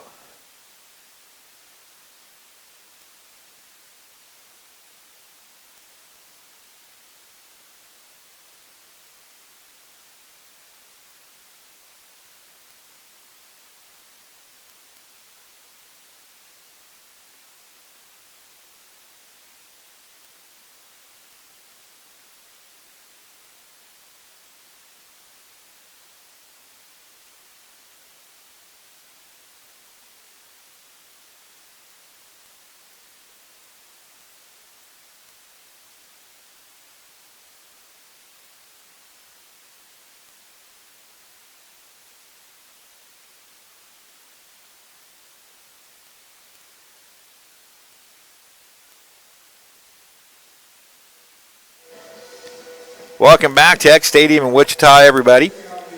It will be Skillman in the top of the order, Sartori and Nedved in the bottom of the 4th. Dragons leading Colby 5-2 in this Central District Tournament losers bracket final. Skillman struck out his first time up. He's had 2 major at-bats in this tournament. A pinch hit walk ahead of Sartori's home run yesterday against Cloud. And then his single started off the bottom of the 9th, the 4-run rally against Barton to win 9-8 on Ryan Moritz's 2-run walk-off single. Ball 1 to Skillman. So Mel is explaining this guy coming up and accosting him. Ball 2 to Skillman up high. So I asked him, was he about 5'8", 5'9", kind of curly hair, and I specifically said, and were his eyes spinning counterclockwise playfully, because I'm pretty sure I know who it was. On a 2-0 pitch, Skillman swings for the downs and misses, and it's 2-1. And Mel says, yeah. And I said, oh, that's just Brandon Doherty. And then the light bulb clicked on for Mel as to who it was. And I've always had a lot of fun with BD. Strike call. Brad Hallier, when he was at the Hutch News, did a story on the hit by pitches that Doherty took. And they actually had a graphic of Doherty in the batting stance and targets of everywhere he's been hit as a Blue Dragon. Here's a 2-2 pitch. Just misses outside, full count. You know, and that speaks, now we talked about this, I think, on the Fort Scott broadcast, the connection that these guys have to Hutchinson. You know, it's been almost 15 years since Brandon was here. Payoff pitch. Struck him out. So Hoffman comes back from being down to the count to strike out Skillman. That is 6 strikeouts for Hoffman and now 3 innings. He's allowed just 1 hit, the home run to Zane Schmidt. So the Dragons have just 1 hit since the first. Now it's Sartori hit by a pitch and scored and ended the first inning on a fielder's choice. Pitch misses high and tight, ball 1. Carp, you've done some umpiring in your past, and look at Silas. Is that a normal location for the A little deeper than maybe some, but yeah, that's about where you're told on a four-man crew. All right, because he's out there where Wushock is at center field. That's kind of changed over the years. One, he's a little closer to the outfielders to see first the fly ball to center field. Coming in is Cornell, still coming, and makes a sliding catch on his knees, and Sartorio's retired for out number 2. What I was going to say, the change in the mechanics for that is now that the second base umpire, when he's in normal position, has a pretty good look at all three outfield positions on trap balls versus catches. Yeah, that's a great point. And with no runners on, there's really not a need for him to be in the infield, and it gets him out of the way of any of the infielders or, frankly, a batted ball that gets by the pitcher. Strike one to Nedved, and there's a breaking pitch for a strike, and now Logan Hoffman starting to get into cruise control.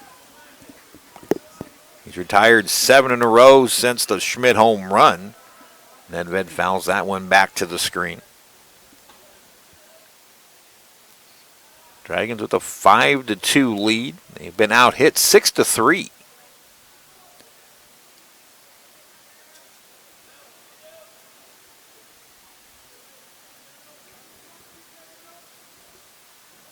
Here's the 0-2. Curveball lifted to center. Cornell coming on, still coming, slowing down and makes the catch. And the Dragons go in order for the second consecutive inning. Now 8 in a row retired by Nolan Hoffman. We've completed 4 here at Eck Stadium. Dragons 5 and the Trojans 2.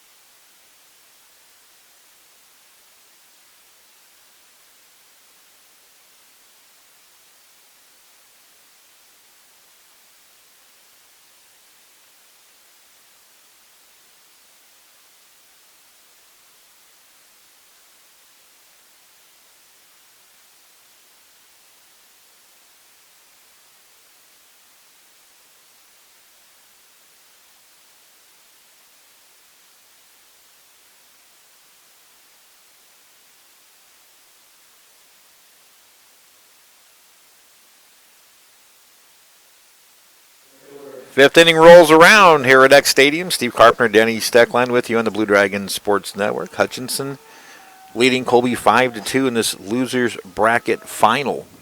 Top of the order against Nedved. This will be a big inning for him. It's Buzai, Perez, and Kootenai. And it's pitch outside, a changeup. Buzai is hit by a pitch and scored, and then doubled in the second. A hustle 2-out double. That changeup catches the outside corner for a strike, and it's 1-1. Buzai did not play in the regular season series. He had a leg injury and was unavailable for Ryan Carter. Fastball swung late and missed, and it's 1-2.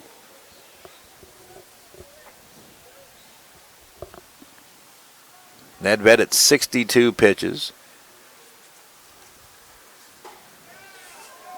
Max tried to frame that one, but was just a hair off the plate. Count even to 2-2. Regular season, that's quite likely a strike. The pitch lifted to left field. Metzger coming on, has it, 1 away. Well, Carp umpires will tell you there's no difference to a strike zone or a call no matter what time of year it is. So why would it be different in the playoffs than regular season? Playoffs, you just have the mentality that as umpires go, they're going to make you earn it. And I'm with you. If it's a strike on February 5th, it needs to be a strike in the middle of May. Enoch Perez goes down swinging on a curveball by Nedved. Strike 1. You don't often say goes down swinging, strike 1, but you meant literally went down swinging. Not in the sense of he was out, but High chopper along third, fielded by Bolin Fair. Throws across his body, and the throw gets down the line. This is going to be a single and an error.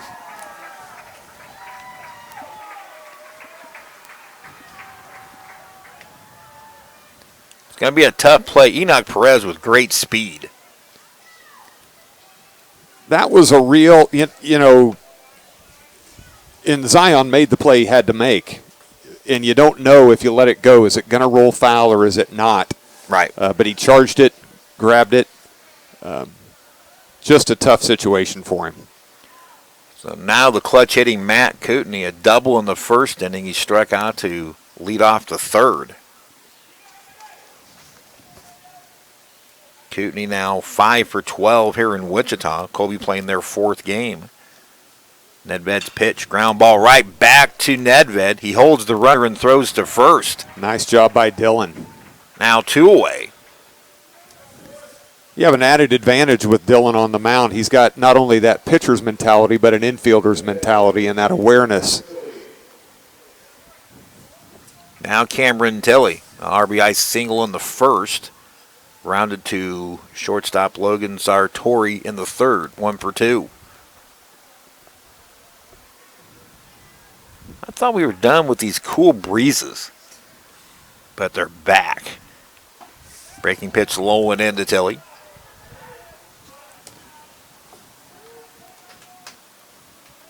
Tilley was 1 for 3 in the game on Thursday. You thinking back to a Little River Band concert you went to once? No, I'm just tired of this cool weather. I hear you. The pitch, off speed, grounded deep, short, and it gets off the glove of Sartori. That'll allow Perez to go up to third. 2 errors in the inning. Now it's 2-out trouble.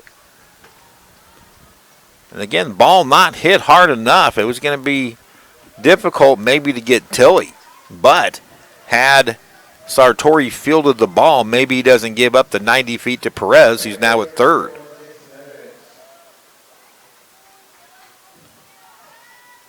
Likely would have. He was going with 2 outs on contact anyway. Now Jason Evans, a strikeout victim twice against Nedved.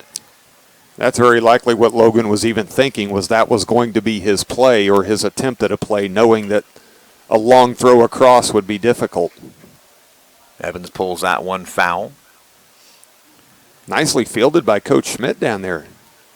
Showing some great hops coming out of the dugout. Schmidt still's got game. He's obviously got to live up, to the less than stellar Jamel Cervantes in the coach's box, which isn't difficult. But yeah, the bar is not overly high if you're trying to exceed the efforts Jamel puts forth from the third base box. Nedved's 0-1. Strike outside corner. That had good late movement. Not sure what the pitch was, but that thing really dropped. So yeah, not sure if it was a full change. It looked too fast for the change. Evans a little frustrated by that one, and I have to say you can understand on that one. A little bit wide of the plate maybe, but called a strike in February, so it should be in May. Nedved tries to go up the ladder on 0-2. Evans wouldn't chase. Now it's a ball and 2 strikes. Overcast skies. Lights not on here at Eck Stadium. The pitch. That is the changeup. It misses a little bit low. So Nedved tried to change the eye level of Evans, but he was actually a little bit too high with the pitch upstairs. And was made tracking that changeup a little bit easier. Now 2-2. Off the plate wide. Dragons wanted it, but it was wide. Now the count's full. 3-2, 2 out. Tilley will go from first on the pitch. Baxley will not hold him on. Perez is at third. Hopefully the 2-out monster will not bite the Blue Dragons here in the 5th. That's with a 5-2 lead. Time called. Well, the flag is moving out there in right field. We haven't seen that, and I don't know if it's because there's some wind that's shown up or the flag's dried out. And runner goes, ground ball right side, right to Moritz. He has it. On to first, and the inning is over. Nice job by Dylan Nedved working out of a potential jam that was aided by an error. No runs, a hit, an error, and 2 left. Colby has stranded now 6 through 5 innings. We're halfway home here in Wichita, the losers bracket final of the Central District Tournament.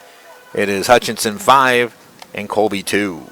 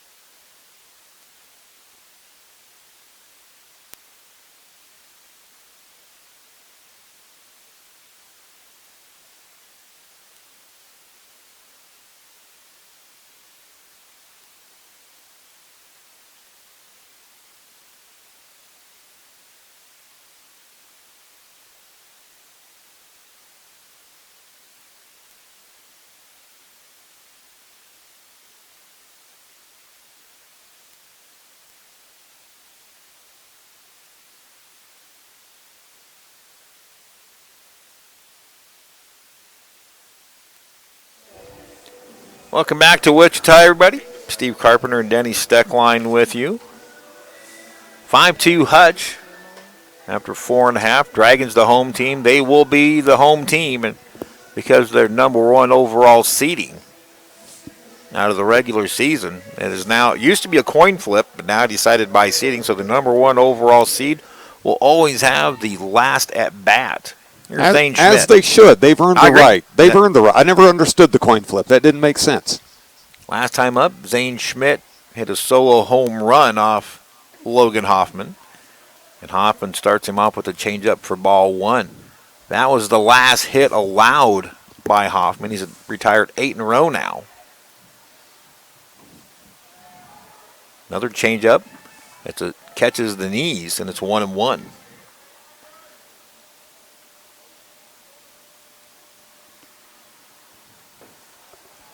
That pitch misses.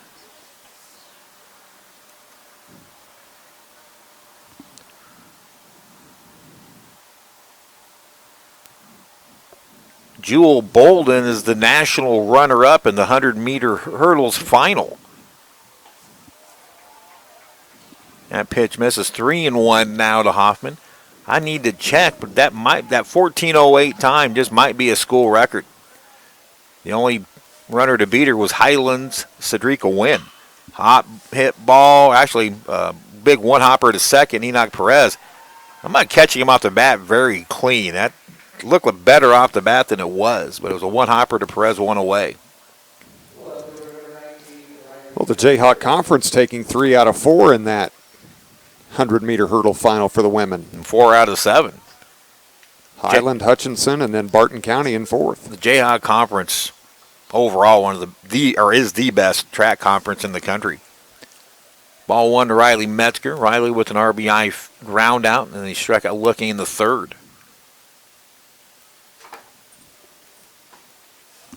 Two-0 now to Metzger. So congratulations to Jewel Bolden. That's a nice present for Pat Becker on his last day. Would have had a decent showing down there. Big cut and a miss by Metzger, and it's 2-1. On Thursday, Hannah Smith finished 3rd in the hammer throw with a school record throw of 180 feet 3 inches.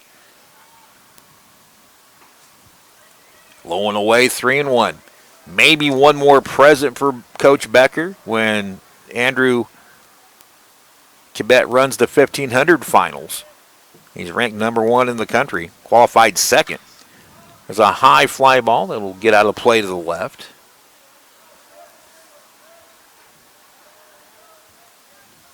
We'll try to get a tweet out on Jewel's accomplishments between innings. Both bullpens remain quiet. Colby running with Hoffman, Hutch with Nedved. Ball 4. So that snaps a streak of 9 in a row retired by Logan Hoffman. That'll bring up Zion Bolin. Bolin, an RBI single and a run scored in the first. He struck out in the third. That strikeout against Hoffman. The pitch. Off speed, misses outside and a little bit low. Ball one.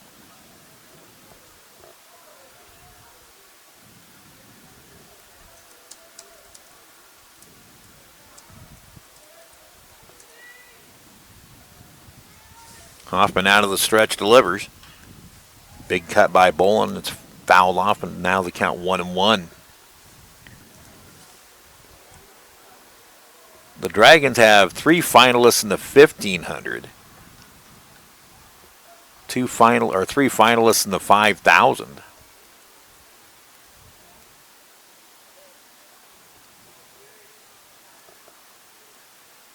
Now the 1-1 in there for a strike. Actually, just in, Andrew Cabet finishes as a national runner-up, beaten by Colby's Nehemiah 2. Andrew runs a 3:55.58. 2 runs a 3:54.47. Brett Hillebrand finished 9th. Connor Kaufman 10th. So they'll be off to medal stand. But 2 national runner-up performances on Pat Becker's final day as a competitive coach. Not a bad going away present. Not at all. And they still have the 5,000 to run. Is Andrew a part of that one as well? Yes, he is. The pitch pulled foul. Remains 1-2. Yeah.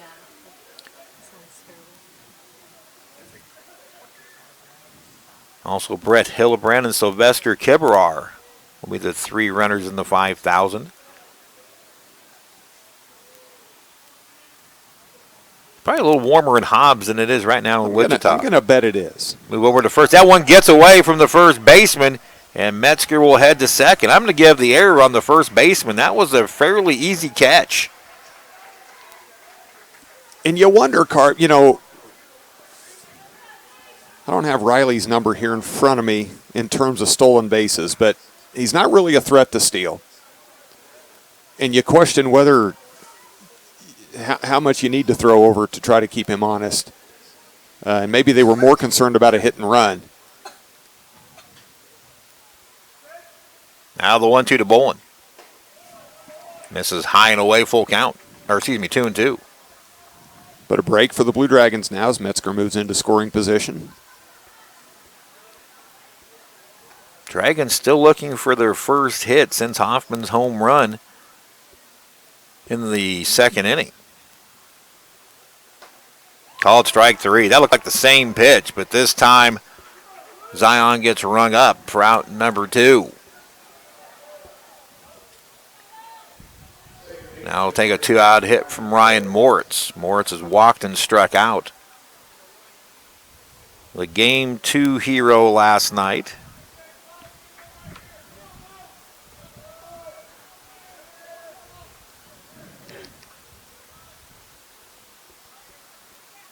Moritz was 1 for 3 on Thursday against 2 Colby pitchers. Peyton Ingles worked 5.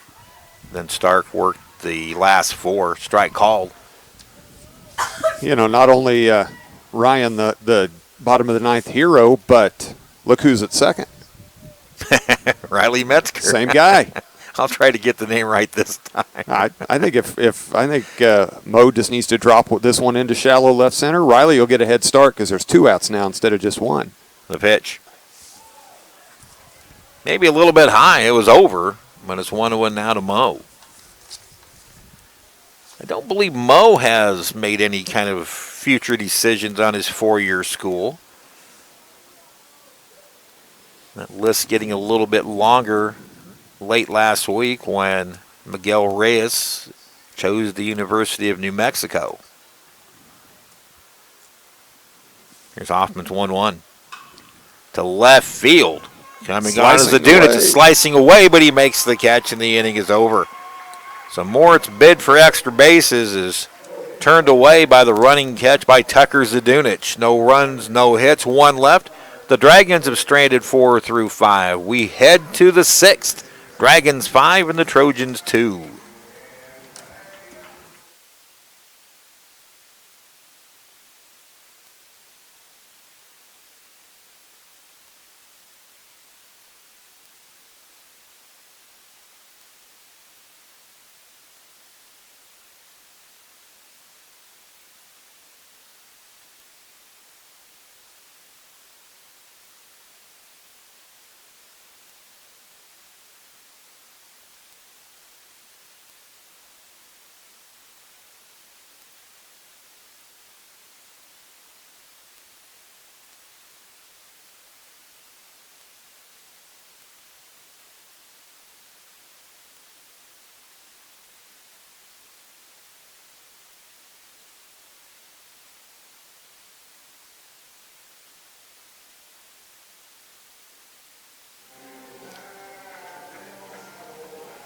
5-2 Dragons, top of the 6th rolls around. It'll be Gallagher, Zadunich, and McWillie, 6, 7, and 8 in the Colby order. Dylan Nedved, after a very rocky start where he hit a batter, then gave up an RBI single, double, and an RBI single, closed out the first inning with 3 strikeouts, has allowed no runs since. And it's ball 1 to Blake Gallagher, the shortstop, a strikeout victim and a ground out victim over 2. That sweeping curveball's tap foul. 5 runs, 3 hits, 2 errors, 4 left on for the Dragons. 2 runs, 7 hits, 1 error, 6 left on for Colby. The 1-1. Breaking pitch inside corner, a strike.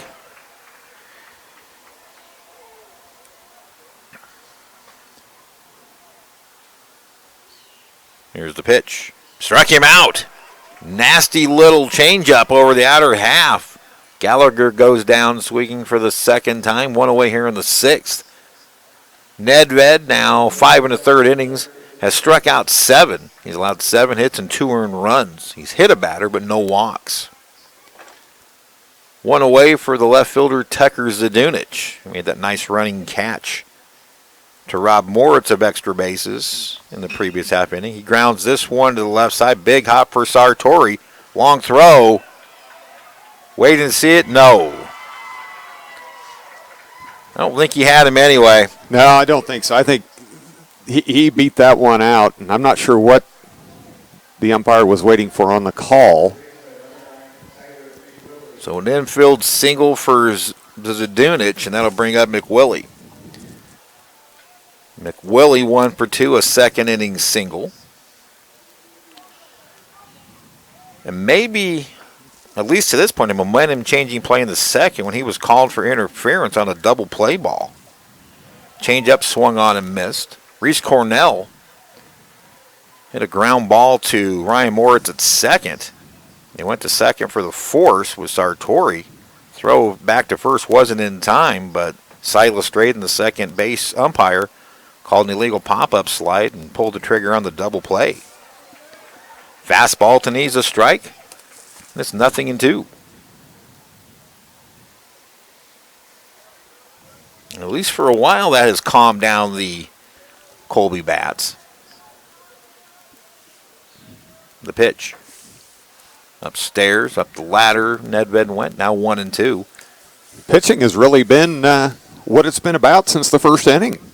4-2 Hutchinson after the first, and just 1 run added since for the Blue Dragons, and nothing for Colby.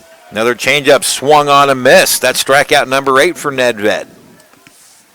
2 away. And that'll bring up the designated hitter, Reese Cornell. Cornell 0 for 2. We talked about the double play. He's also grounded out to Sartori in the 4th. Zadunich at first with the infield single. And one's hit down the left field line, but it'll hook foul and actually get into the construction area over by the Bombardier indoor facility. I'm going to guess the golf team's flight got to take off from Oklahoma City. Josh hasn't texted me.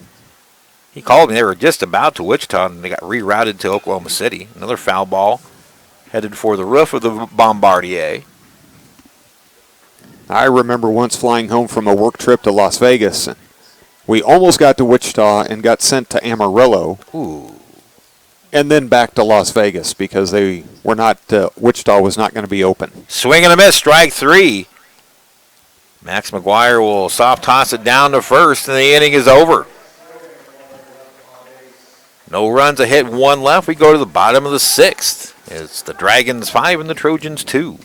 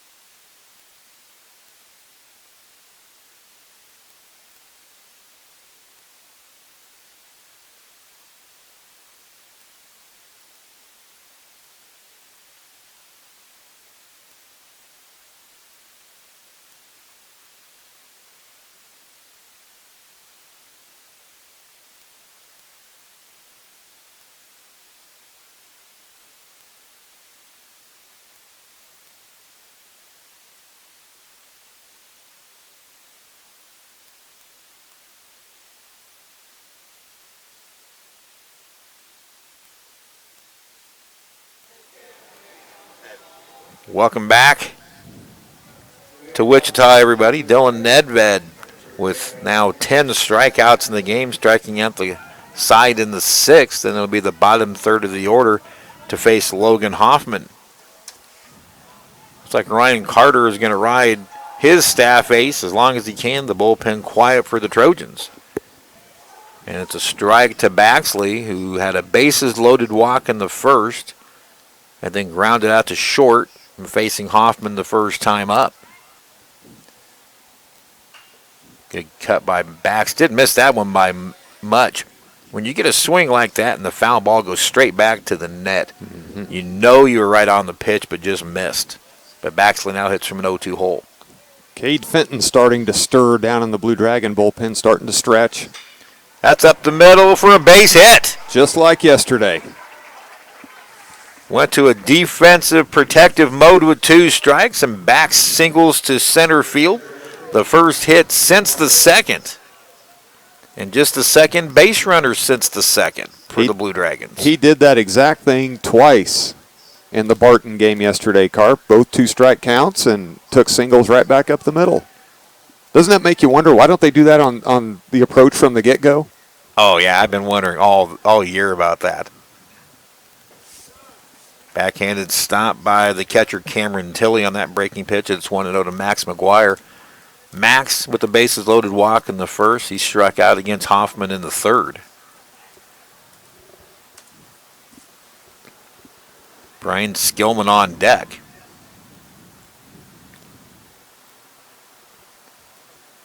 The pitch. Breaking pitch in there for a strike. 1-1.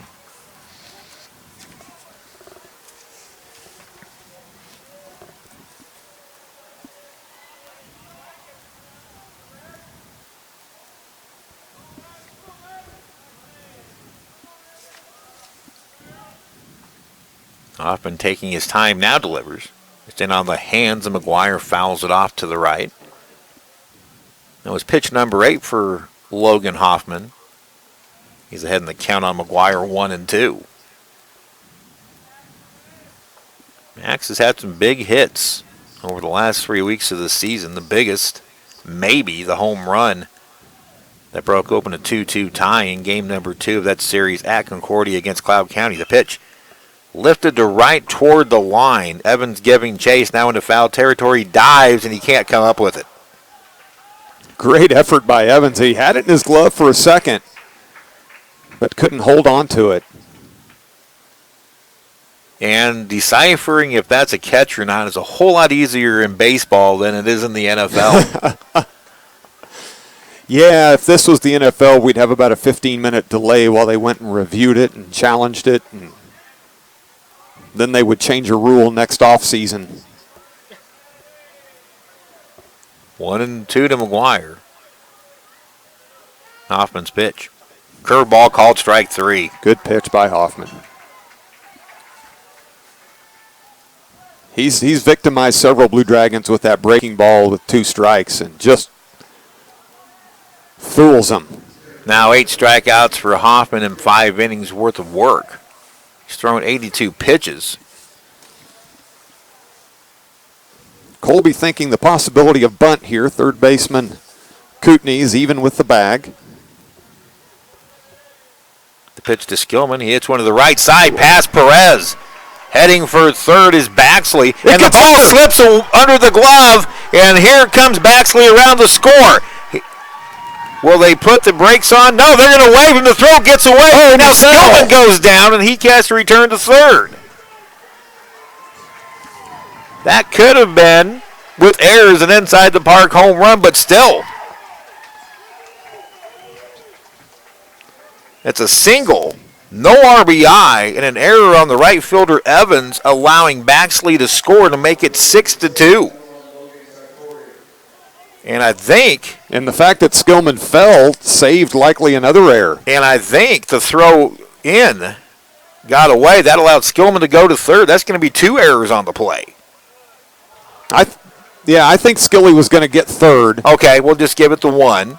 I'm good with that. But we can look at that. I thought Skilly was motoring for third, and then the fact that he fell around third and when wasn't able to score probably saved him that error. But I defer to you're the statistical guru here, Carp. I wouldn't mind another look at that one. I'm the sidekick. I wouldn't mind another look at that one. So no RBI, unearned run. 6-2 Dragons. That's a big run. Sartori swings and misses. The count now 1-1. That's what I want to see. That's so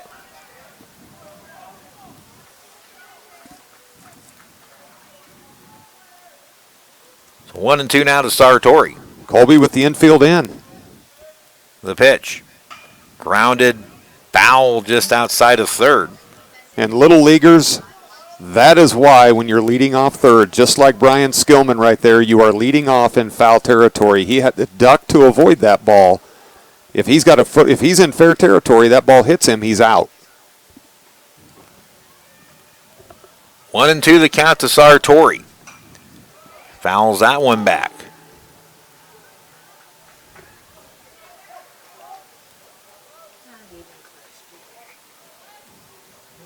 Now action starts in the Colby bullpen. A right-hander begins to throw. Hoffman's pitch count at 83. The pitch. Called strike 3. Took something off of it and painted the inside corner. Good pitch from Hoffman. Gets his 9th strikeout. A big second out. And now it's up to Dylan Nedved to cash in on the runner at third. That's another reason I'm not particularly fond in a turf field of the dirt portion being turf. I'm not sure that happens on regular dirt with Skillman slipping like that. That's hit up the middle. Coming on is Buzite. He can't get to it. It's an RBI single for Nedved. Skillman scores to make it 7-2. Some two-out magic for the Blue Dragons. Boy, and Dylan just got ahead of that and took some great words of wisdom out of my mouth. I was going to encourage him to help himself here. And he does just that with the RBI single. Or is that an RBI, Carp? That one is an RBI. That one is. That one is an RBI. Now Zane Schmidt could really do some damage. He's 1 for 2 against Hoffman, 2 for 3 in the game. His home run was a laser beam to right field. The pitch. Strike at the knees. Bit of a delayed call, but a strike nonetheless.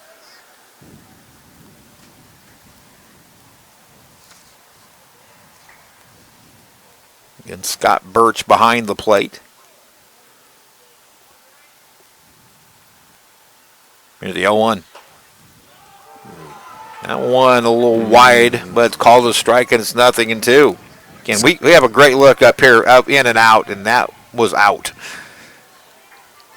And Scott Birch has called a great game. If anything, has been a little inconsistent on those 2-3 inches off the plate calls. Now Schmidt hits from an 0-2 hole. Hoffman comes set. Nedved at first. The pitch. One in the dirt. Great stop by Cameron Tilley. Hoffman was trying to get Zane Schmidt to chase. Zane's not one to chase low. He'll chase up.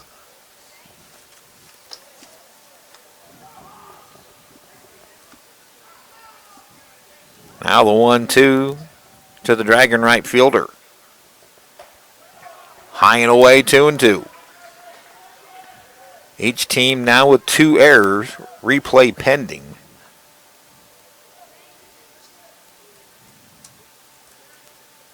We might just leave it like that because I'm not going to be able to see with one camera angle. I'm not going to be able to see where Skillman was when the throw came in.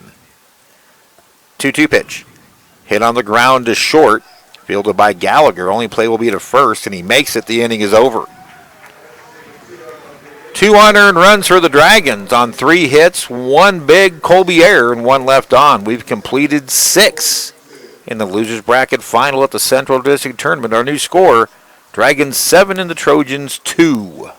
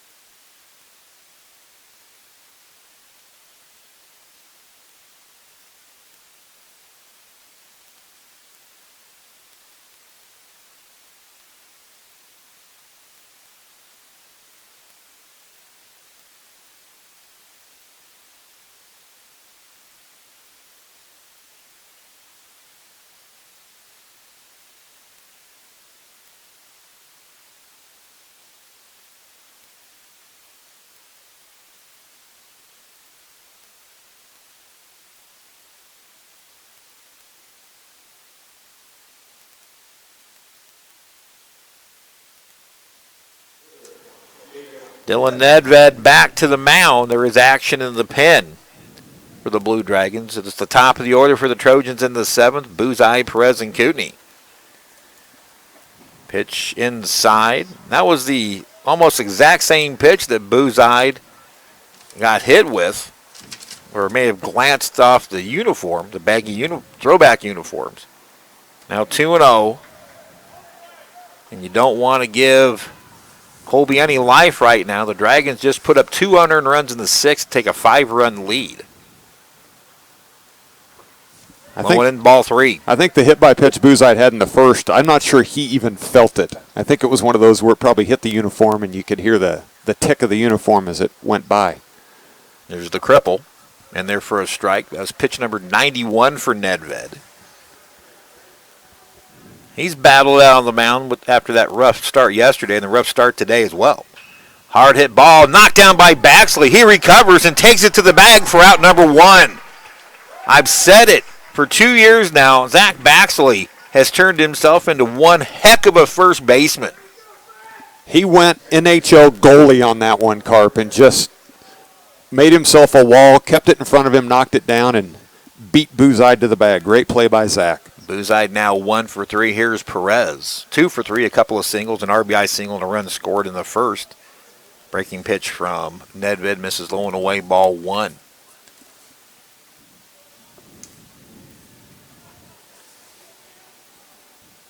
Curveball hit down the right field line. Baxley and Moritz giving chase. Moritz dives in foul territory, and he can't come up with it. That's the 3rd foul ball we've seen hit right into that little area today, and all 3 have fallen safely.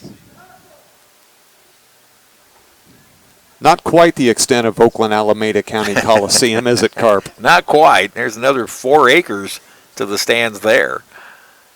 1-1 pitch from Nedved in the dirt.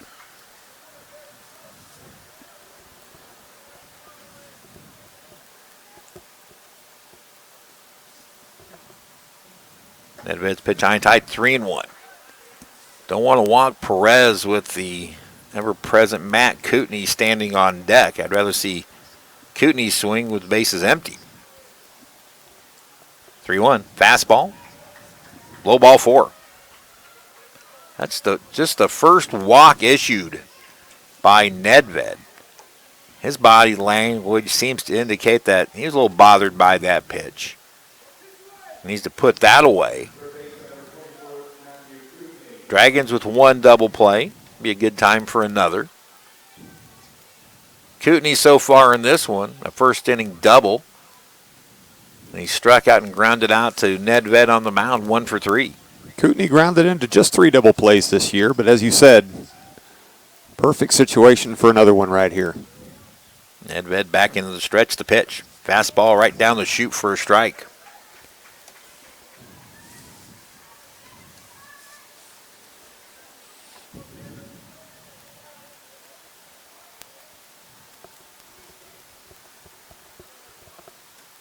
Seven-2 Dragons here in the 7th, trying to advance to the championship game versus Cowley. The pitch. Changeup misses outside and low, 1-1. Carp, what time is the if game tomorrow for if it gets that far against whichever team plays Cowley? Scheduled for 1 p.m. But that's all we need to say about that right now. Well, the forecast for tomorrow, last I looked, was lots of sunshine, but you know, there's games to be played today yet before we worry about Sunday. 1-1 pitch. Grounded right to Moritz at second. He'll underhand flip to Sartori for 1. Back to first, not in time. And that's why Kootenai's only hit into 3 double plays. Great speed down the line. But they get the lead runner in Perez, now 2 away for Cameron Tilley.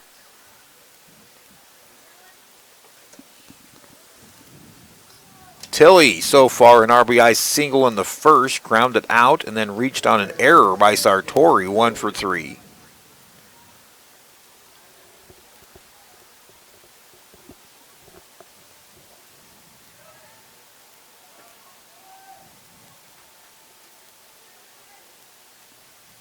The pitch.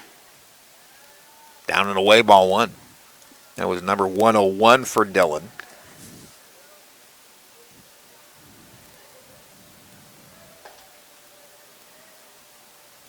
The pitch. And misses low and in for ball 2. Imagine Dylan maybe seeing his last few pitches, hopefully. But if he gets out of this clean, you never know. Schmidt may run him out for the 8th. He might. With a 5-run lead, there's a better chance of that. That one shot foul, and it'll get over the Dragon bullpen.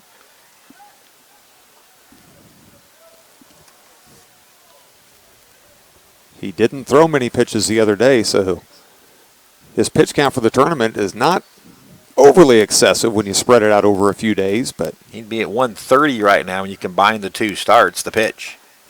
Right in there for a strike. 2-2 now to Tilley.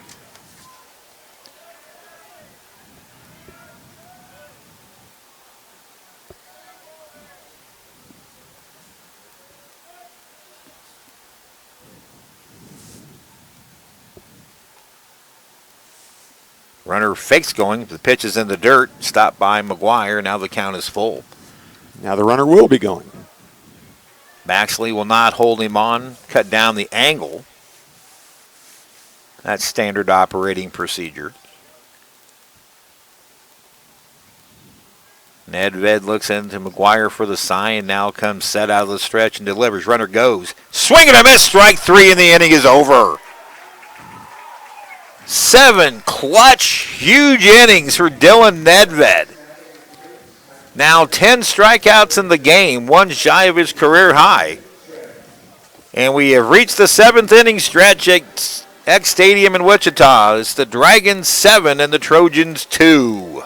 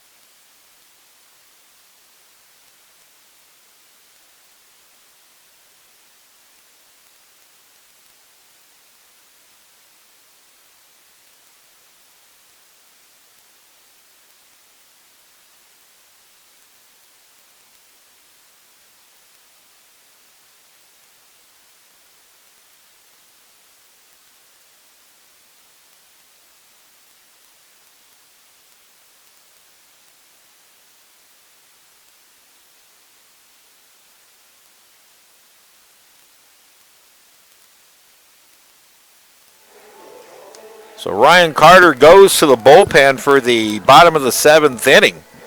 It'll be Ethan Francis, a freshman, taking over for Logan Hoffman, who battled and kept the Trojans in it.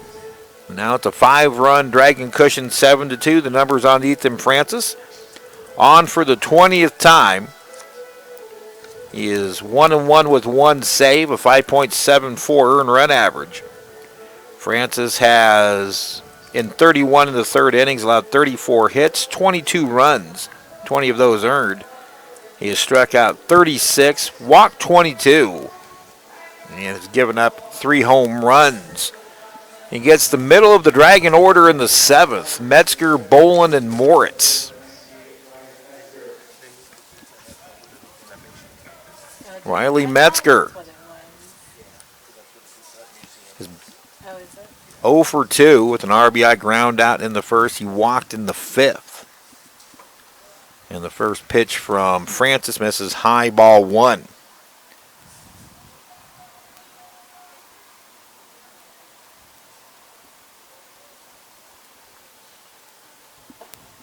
Ball 2 now to Metzger.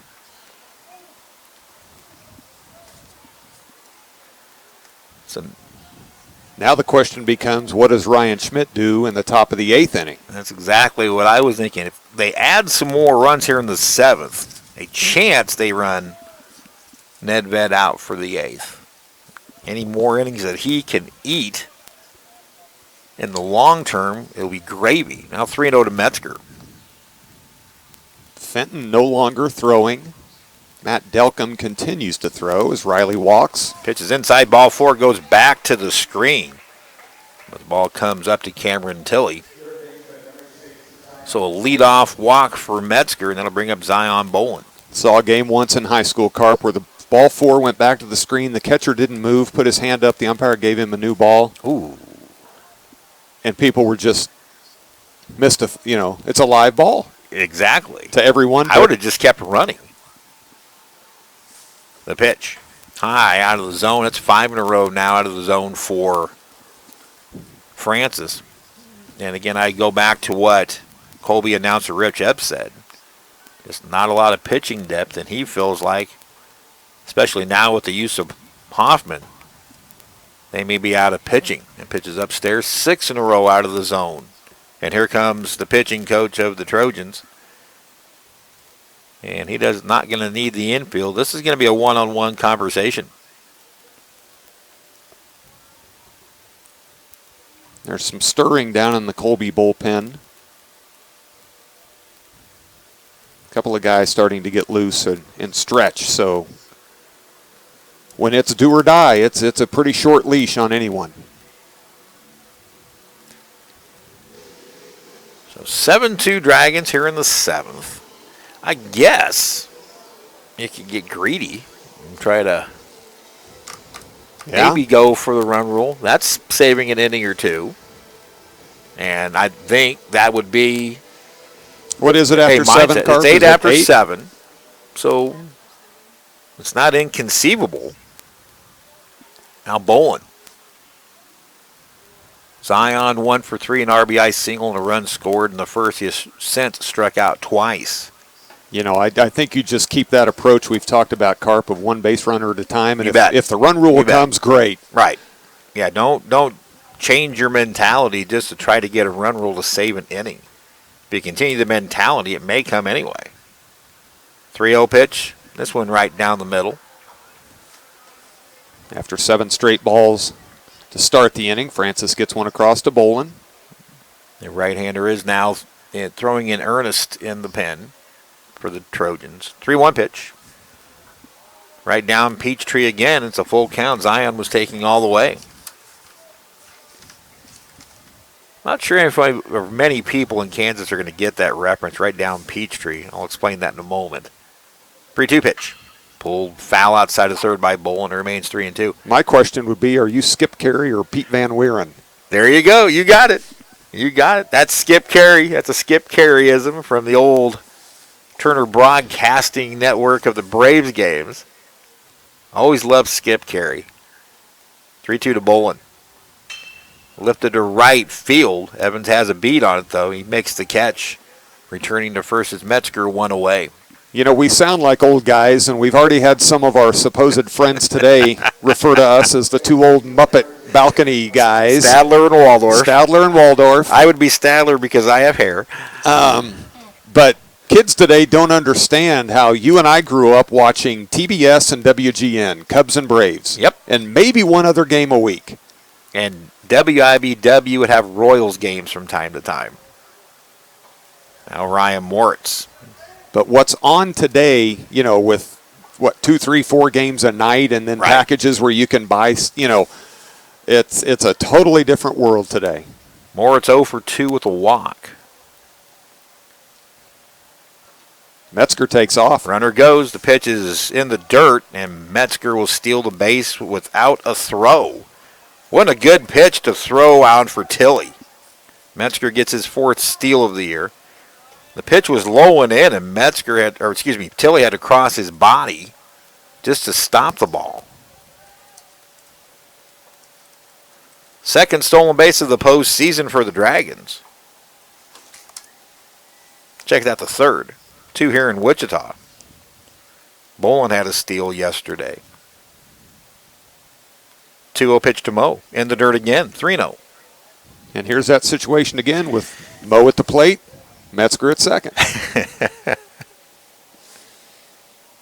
Last time I brought it up, it didn't pay off, though, so. Likely taking all the way. I can't imagine Jamel Cervantes would put the green line line with 3-0 in this situation and the pitcher's struggling. Here's the cripple. He did, and he hits it down the left field line toward the corner, but it goes foul. Or he didn't, and Mo. Good point. Good point. Guarantee you, if Mel put the take on, Mo's going to say, I didn't see it. 3-1, the count now to Moritz.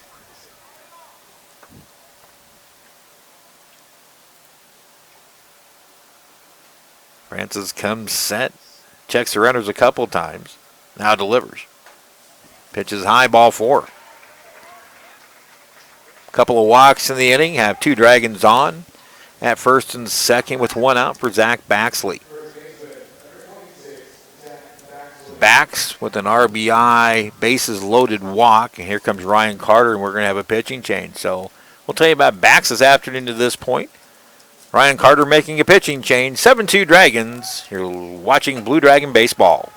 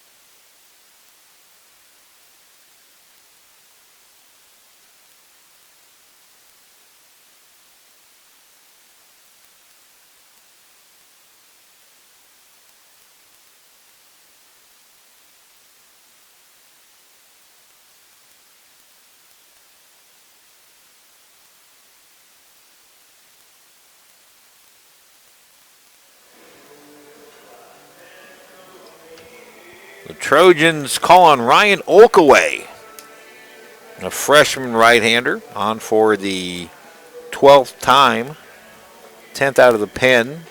2-0 record and a 3.94 earned run average. Olkaway, 16 innings pitched, 15 hits. He's allowed 10 runs, 7 of those earned, with 20 strikeouts and 9 walks. Has not allowed a home run ball. The Blue Dragons gave up 2 in the top of the first, and things looked bleak, but Dylan Nedved came back with 3 consecutive strikeouts to get out of the jam. Then Hutchinson has a 4-run first, and they tacked on a 5th run with a Schmidt home run in the second. 2 unearned runs in the 6th. And right now they have a 7-2 lead.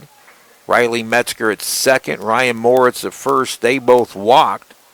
And now Olkaway will face Zach Baxley with a new count. I thought there was a first pitch, but evidently not. No, he walked after, or changed him after the pitch to Baxley. Olkaway finds the outside corner for a strike. But I was going to say, it'd be if we could just ask him to put 2 strikes up there on Bax out of the gate, because when he's got 2 strikes on him, he takes a much different approach and has lined it back up the middle consistently. The pitch. Baxley checks his swing on a pitch away, and it's 1-1. Dragons still being out-hit in this one, 8-6. Colby has thrown out some gifts, and the Dragons have cashed in. The pitch. Strike called outside corner, 1-2. You know, they walked 3 Dragons and hit 1 all in the first, and that's when Hutch put up 4 of those runs on just 2 hits. So similar to what happened in the first game to the Blue Dragons, or to the Trojans on L.J. McDonough. Swing and a miss, strike 3. Baxley goes down for out number 2. Tried to pull off on a pitch on the outer half. Now 2 away. It'll be up to Max McGuire. Max has struck out twice and has a bases loaded walk. That drove in the 4th run of the first. Matt Hopkins now joining the mix down in the Blue Dragon bullpen. getting some tosses in. Matty should be fairly fresh. The wind of the pitch, swing and a miss.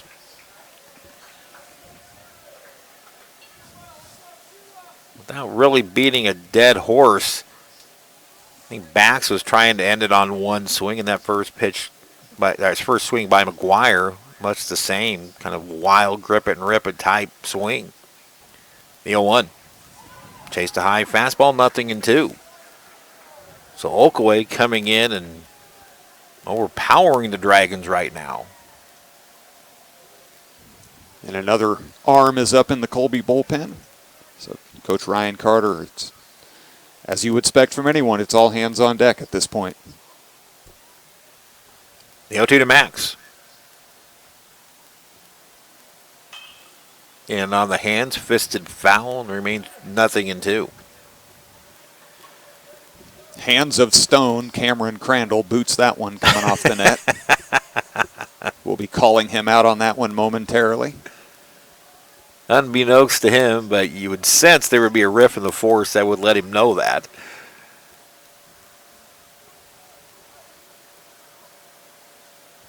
Once again, the 0-2. Over the mound, chop fielded by Perez. He'll step on the bag for the force, and the Dragons are done in the 7th. Dragons can't do anything with a couple of walks.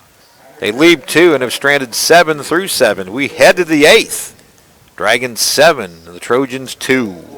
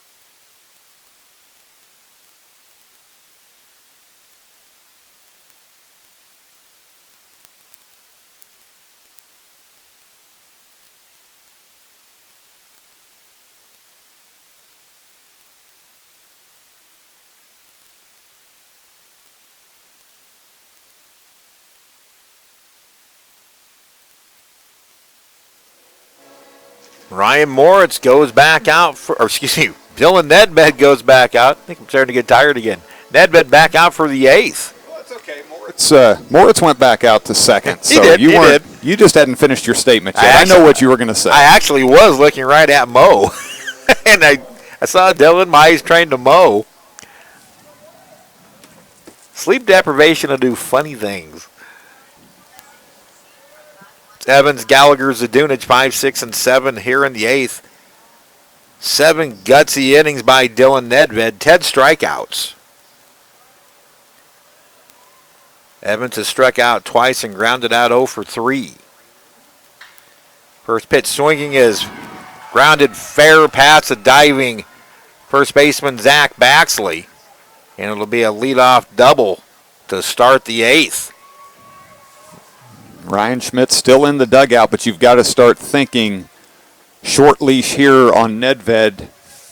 And what we've seen a couple of times is they wheel a pitcher back out, and if they give up 1 or 2 hits quickly,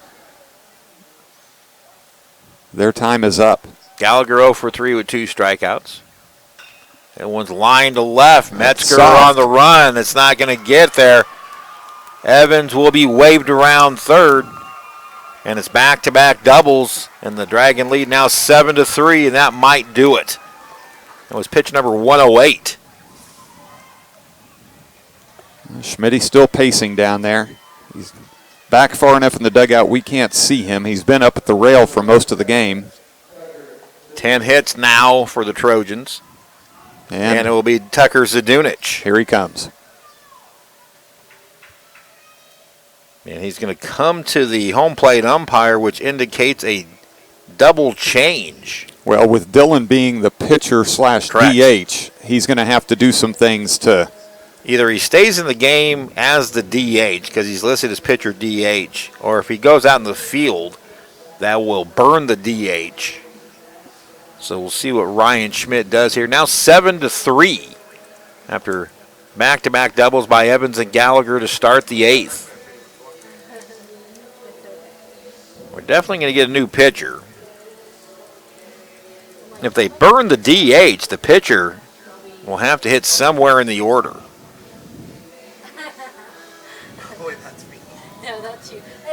Matt Hopkins and another right-hander throwing.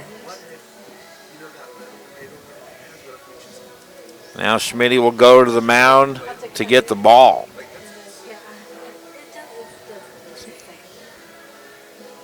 So looks like Zion Bolin also walking off.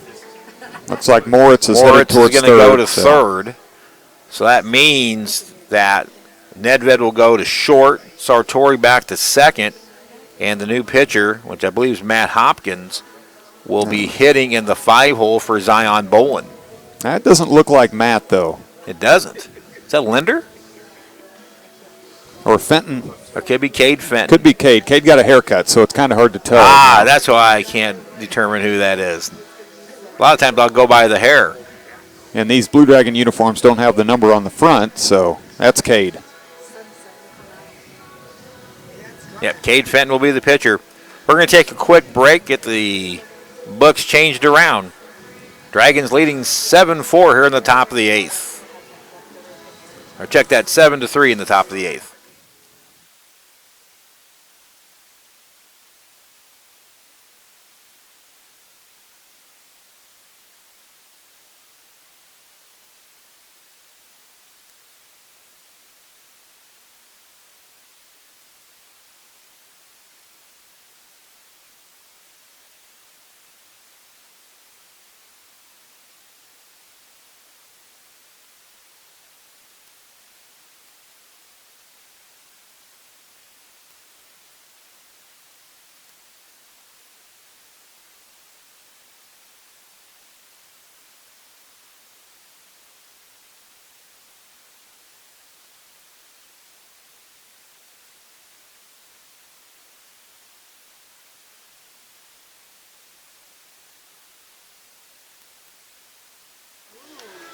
Cade Fenton comes on. His last outing came against these same Colby Trojans.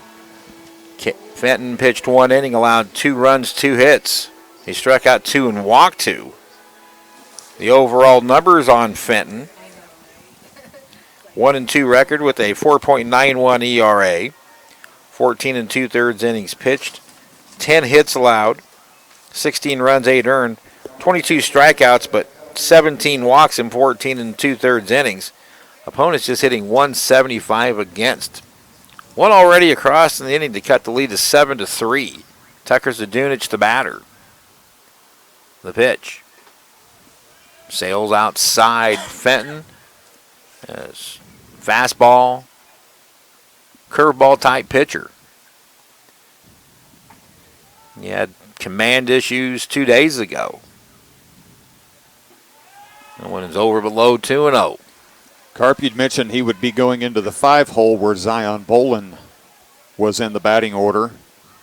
Just so folks know, in the bottom of the 8th, Blue Dragons will be going 9-1-2. Here's the 2-0 from Fenton. And there for a strike. So with the change, Nedved goes from the mound to short. Sartori goes from short to second. Moritz goes from second to third. So those are all the defensive changes. 2-1 to Zdunich. The pitch. Low and away, 3-1. Dragon crowd wanted that one. Good looking pitch from here in terms of the plate, where it was high-low. Hard to say. I'm going to guess a little low the way Max received that ball. Fenton checks the runner now, delivers. And once hit the center field, playable for Skillman. He makes the catch. The runner will fake tagging. And that is out number 1. Now first baseman Tyler McWillie. McWillie 1 for 3, a second inning single and a pair of strikeouts.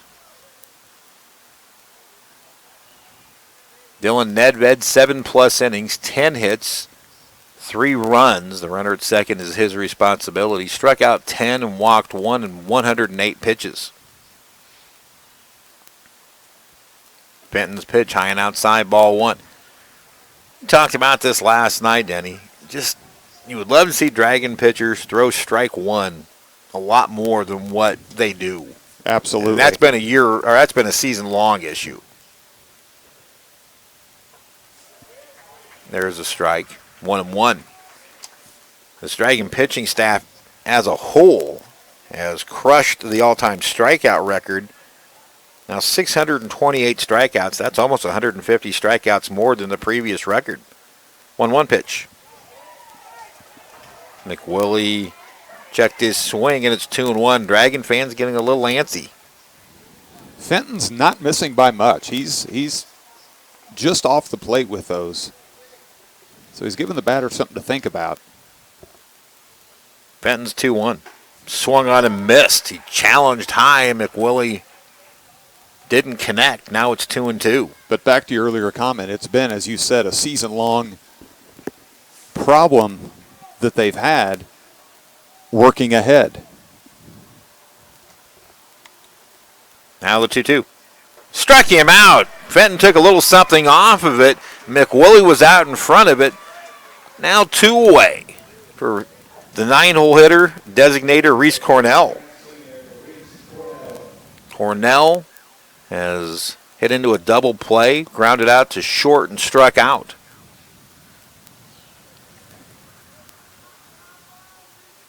Evans doubled. Gallagher doubled him in. That brought Fenton into the game. Zadunich then flew out to center. McWillie struck out.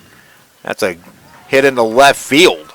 Mestra gets to it quickly and will hold the runner Gallagher at third. Now runners at the corners, 2 away on Colby's 11th hit of the game, and it's back to the top of the order. That was a nice job by Riley getting that back in. It was a hard hit ball, so even though Gallagher was going on contact with 2 outs, they had to hold him at third. The tying run comes to the on-deck circle. Boozide has been a tough out. He's hit by a pitch, doubled, lined out, and then hit a rocket of a ground ball to Zach Baxley, who knocked it down and stepped on first. Ball 1 outside to Boozide. If Boozide can extend the inning, it'll be Enoch Perez. The pitch. Outside 2-0. Again, Fenton behind in the count.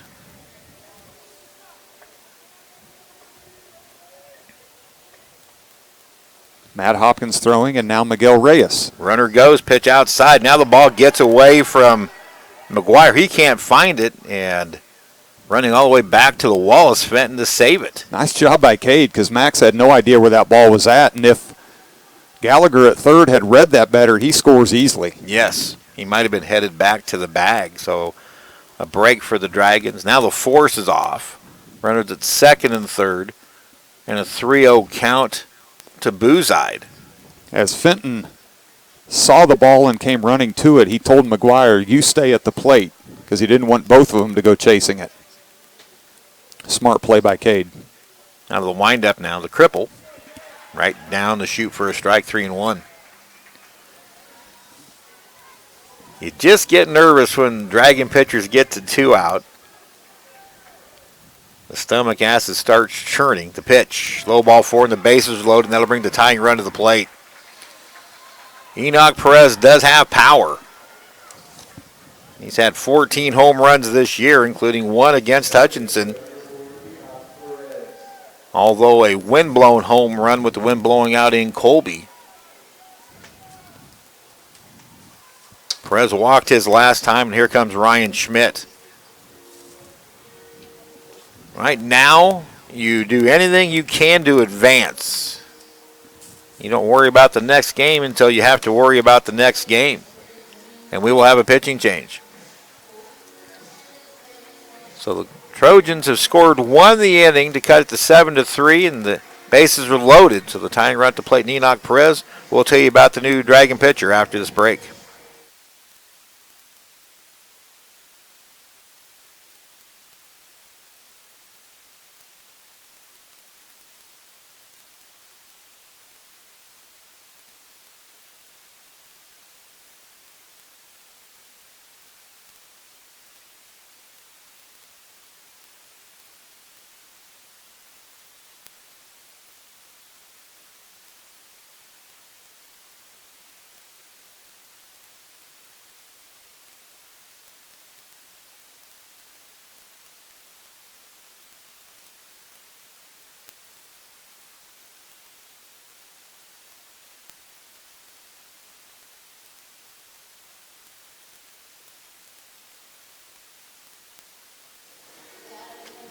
Welcome back to Eck Stadium. Things all of a sudden have gotten tight. Colby has gotten 1 run and loaded the bases with 2 out. And now Ryan Schmidt goes to sophomore Matt Hopkins. Hopkins, 2-1 record with 1 save. On for the 16th time all in relief, a 1.69 earned run average.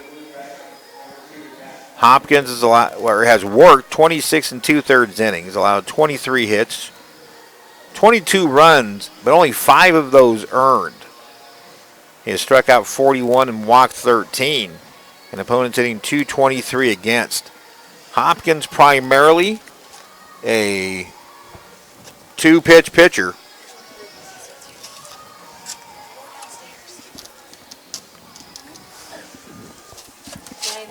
A fastball and, when thrown properly, a devastating slider. And right now, if you're Ryan Schmidt, you're telling one Matt Hopkins, give me 3 of your best sliders, young man. They will face Enoch Perez with the bases loaded. Gallagher at third, Cornell at second, Buzide at first. So the speed gets incrementally better all the way around the bases. That slider misses, a little bit low and outside. Ball 1 to Perez. Matt's got a lively fastball, but he primarily throws at the slider. 1-0 pitch. High and tight, nearly hit him. Matt not afraid to pitch inside. He has hit 5 batters this year. Now things getting terribly nervous as the clutch-hitting Matt Kootenay's on deck. Swing and a miss. Perez was going for the tie there and misses. 2-1.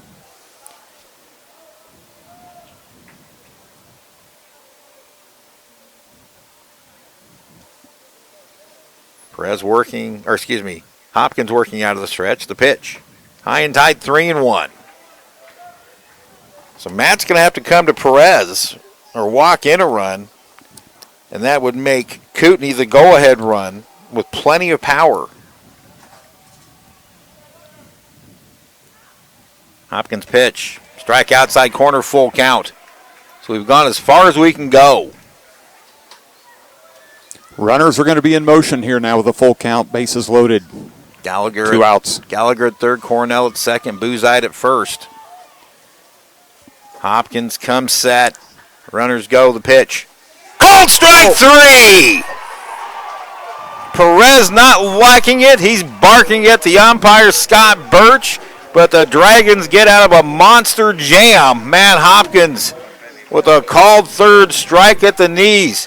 1 run across, though, on 3 hits. The Trojans leave 3 and have stranded 11 through 8 innings. We go to the bottom of the 8th here in Wichita. Our new score, Dragons 7 and the Trojans 3.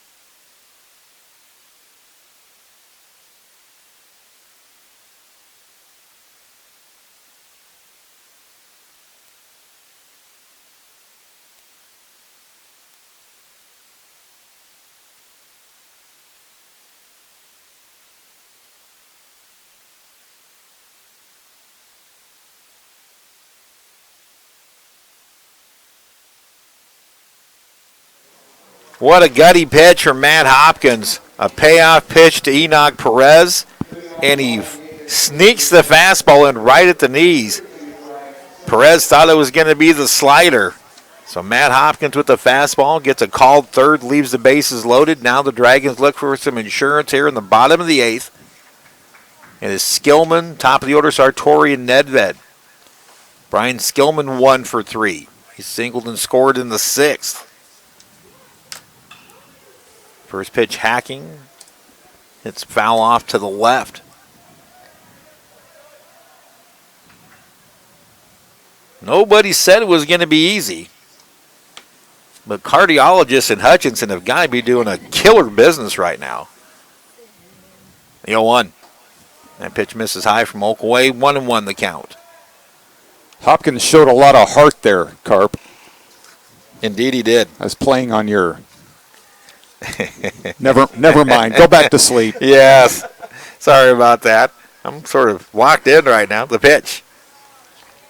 Well, we aren't Fred and Brian, so I said that on Facebook. Yeah, I saw that. Well, with old guys like us, it should have been Fred and Denny. Fred and Denny. I noticed you left Hud out of the equation. On purpose. If Hallier was here then. 2-1 pitch. Lifted the left down the line, giving chase is Zadunich, but it's going to land into the Colby bullpen. 2-2 now to Skillman. Skillman with an eventful at-bat last time up. Grounded a sharp single to right that scooted under the glove of the right fielder Evans. And Skillman ended up at third, later scoring. Just missing a Little League home run. Oakaway out of the windup. Winds and fires the 2-2 to Skillman. Low and in, full count. Ton of pitches in this game by both teams.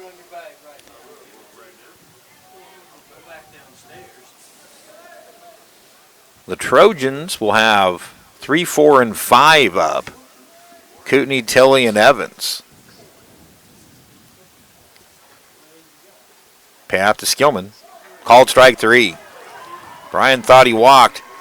Pitch was right there at the knees. Could have gone either way. But Skillman goes down on strikes, 1 away here in the Dragon 8th. Just a little bit in the defense of Skilly, though. That was as much of a delayed call as we've seen out of Birch today. Now Ryan Carter back out to the mound. Another right-hander is warming up in the pen. Ryan's a tall guy, and he's having to look up at Oakaway. Oakaway's a tall drink of water now. We're going to have a pitching change. So the new right-hander will come in, and we'll tell you about that new Colby pitcher after this break.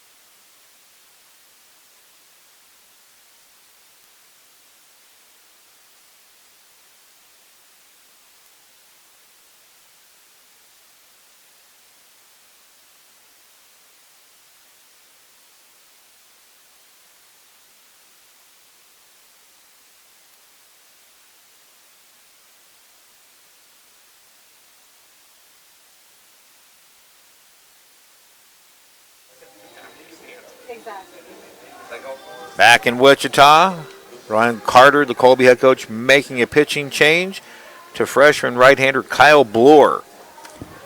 On for the 17th time, no record, and the 6.91 earned run average. Bloor has worked 28 2/3 innings, 42 hits, 29 runs, 21 strikeouts, and 8 walks. So Bloor comes in with a clean slate on the bases. Bases empty, one away after the strikeout of Skillman, but he will face the top of the Dragon order, Logan Sartori and then Dylan Nedved. We see her every 4 weeks. Yeah. Sartori so far in this one is hitless. Scored a run, hit by a pitch in the first, reached on a fielder's choice, lined out to center, and then took a called third in the sixth. Low ball one. Sartori now in the postseason, 13 for 36.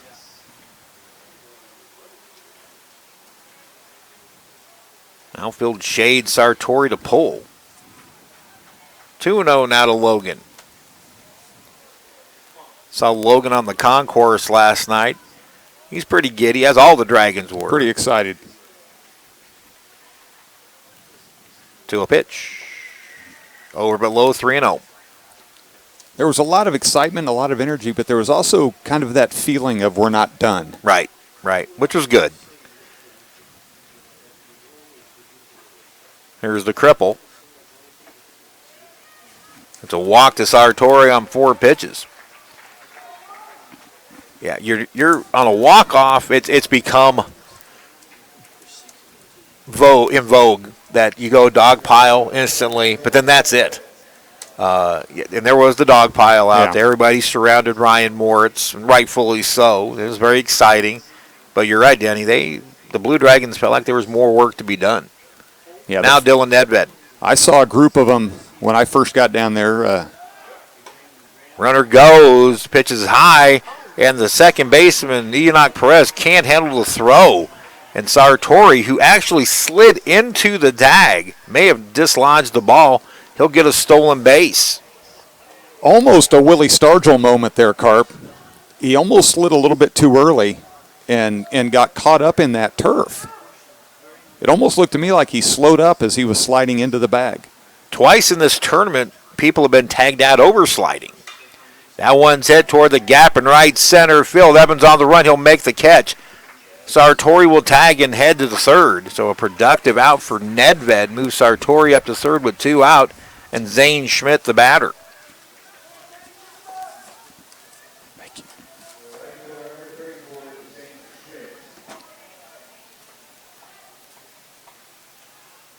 Schmidt 2 for 4, 2 runs scored, an RBI, a second inning home run off Logan Hoffman. Big insurance run out at third. That would make it a 5-run lead. That's a ground ball up the middle, and the insurance run's coming in. Sartori down the line as Schmidt gets his 3rd hit of the game, 2nd RBI, and the Dragons lead at 8-3.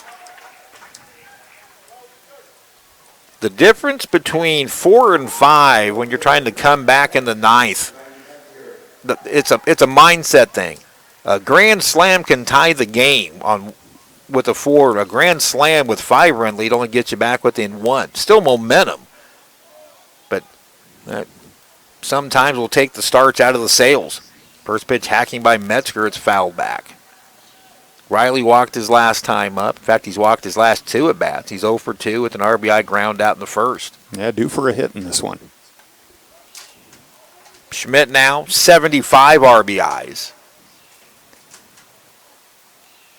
The wind in the pitch, outside for a ball. That's exactly what I was thinking. Danny Steckline checking the records. I'm in the career. The pitch. Hard hit ball to right field. It avoids Schmidt. It's a base hit for Metzger. Schmidt, because he had to hold up so he wouldn't get hit with the ball, stops at second. So now, Matt Hopkins will be the batter. This is the 3rd time a true pitcher has hit this year. Ryan Summers has done it twice. And we gave Ryan Summers a hitting tip when he fouled the ball off his foot. It wasn't called, and he was called out. It did hit him off the foot, but he didn't sell it enough. Hopkins takes low ball 1. Is this Maddie's first plate appearance? This is Maddie's first plate appearance as a Blue Dragon. You know, he has an opportunity to tie An all-time record. Well, Ball 2, high and tight. Dayton Lane has There a you go. career There you go. 1,000 batting average. I was trying to think of it, and I could picture Okay. him, and it wasn't there. Yep. Last year, 2 years ago. It was last year. Last year. 1 for 1. I think Yep. it was at Butler. Yes, it was. 1 for 1 in his career. The pitch. Swinging. Not Nice a bad cut. swing. Fouls it off. 75 RBIs puts Zane Schmidt in third place. Caden Doge and Bobby Morganson are tied. Caden in 16, Bobby in 17 with 87. 2-1 now to Hopkins, the pitch. Another aggressive cut. Fouls it off, and it's 2-2.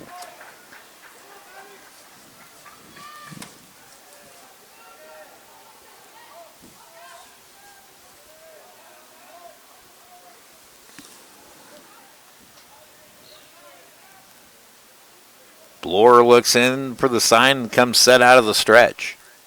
If he gets a hit here, that dugout's going to erupt. The pitch.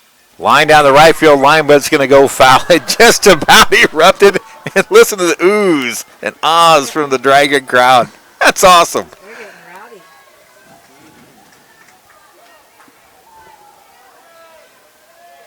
Two and two the count to Hopkins. I'm looking for the good doctor, looking for Russ, Matt's dad, out there, because it's got to be. Russ and Terry have to be a couple of nervous Nellies. Once again, the 2-2. Foul back again. Nice at bat by Hopkins. He is not getting cheated. The only way a hit would be topped is if you wore a pitch. Oh, that's a pitcher true. being hit the Blue Dragon way. We would elevate him above Dayton Lane Indeed. in that case. But you really don't want your pitcher wearing one. No, exactly. Bloor comes set again. Once again delivers the 2-2. Line down the right field line, but foul again. Regardless, that's a great at bat by Matt Hopkins.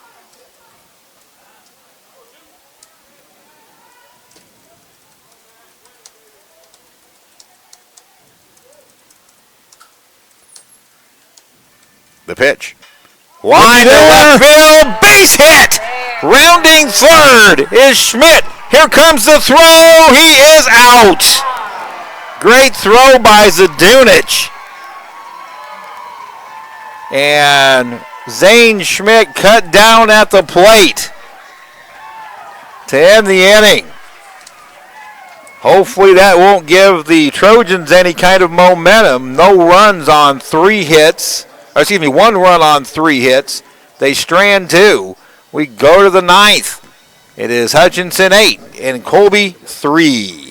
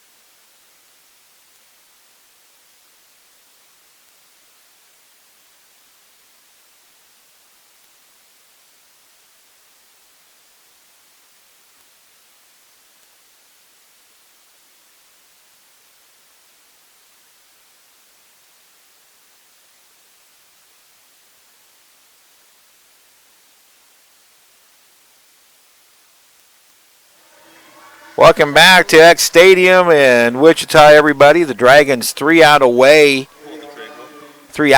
from a date in the Region 6 Finals, which would be their first since 2010.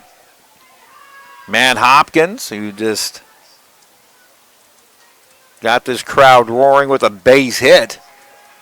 Unfortunately, Zane Schmidt was cut down at the plate. Has a 5-run cushion. It's Kootenai, Tilly, Evans, 3, 4, 5 in the Colby ninth. Hang on for what could be another wild ride through the ninth. Hopkins delivers outside, ball 1 to Kootenai. Kootenai had a first inning double, has then struck out, grounded to the pitcher, and reached on a fielder's choice. 1 for 4. The important thing here for Hopkins is to calm himself down after that at-bat and a base hit and all the things that go along with that. And I'm sure a lot of congratulations from his teammates, but there's work to be done. And it's what he gets paid to do, pitch. Behind the count to Kootenai 2-0. Miguel Reyes throwing in the pen. There's a fastball for a strike. 2-1 now to Kootenai. Reyes and Delcom both continue to get loose. I would imagine they're both ready if called upon. Reyes, his first appearance yesterday in relief, got the win. The pitch. Ooh, where did that one miss? Must have been up. Must have been up a little bit. 3-1. Carp, why, when you look at the Colby bullpen down the third base line, there's a fence all the way down the line. But when you look at the Hutch one down the first base line, there's no fence. The two were always built differently. And always, even in the old ballpark, it was like that. Old Eck Stadium. 3-1 pitch. Ball 4, leadoff walk. I noticed it when Evans tried to make that diving catch earlier in the game on the foul ball, and he slid just right into the bullpen. That's always been an odd feature of Eck Stadium. Now Cameron Tilley. You'd think, if anything, for safety reasons. Right. You don't want that where a foul ball could go in and strike a player, but Tilley 1 for 4, an RBI single in the first, reached on an error in the sixth. The pitch. Strike 1 from Matt Hopkins.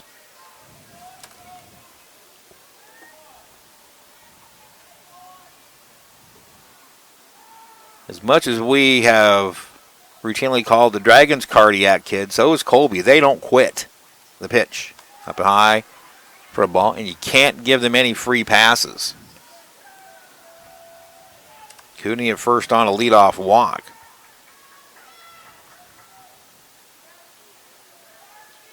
Dragons with 1 double play today. The pitch. Over the head of Tilley, 2-1. probably serve Matt well to go for a little walk behind the plate and take a few deep breaths. Ryan Schmidt up on the fence, intently watching. 2-1 pitch. Strike outside corner at the knees, 2-2. If Matt could deliver that same pitch. He struck out Perez to end the eighth with the bases loaded. The pitch. Curveball, high fly ball. A chance for the third baseman, Ryan Moritz, and he makes the catch at the wall. Mo did not make that look easy, and it's not an easy play. You have the wall, you're trying to track the ball, and as you get to the warning track area, that starts going downhill because of the crown of the field. So an excellent play by Moritz. And we talked about this during a break earlier. You know, Mo played second base for the whole game, and when Nedved came out from pitching, he went to short, Sartori to second, Mo to third, so he's not been playing third this entire game. Evans doubled his last time up. He takes a strike from Matt Hopkins. Evans 1 for 4. He has struck out twice. Kootenai at first with a leadoff walk.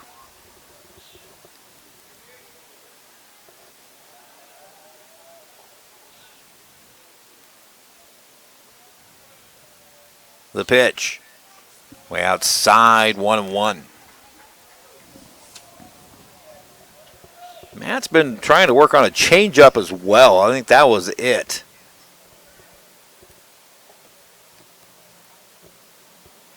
The pitch. Shot foul over the Colby dugout. Now it's 1-2 in favor of Blue Dragon pitcher Matt Hopkins. Sky's lightening up here in Wichita right now. I think we're in a pretty good window. I think so. And I did look at the hourly a little bit ago, and it shows some activity about 6 o'clock, so we'll see. The 1-2. Line foul just outside of the right field line. Was not foul by much. Third base umpire Scott Friend on the call. Ball's got to be retrieved before we can get back to action. Ball made its way back into fair territory, so Riley Metzger chased it down.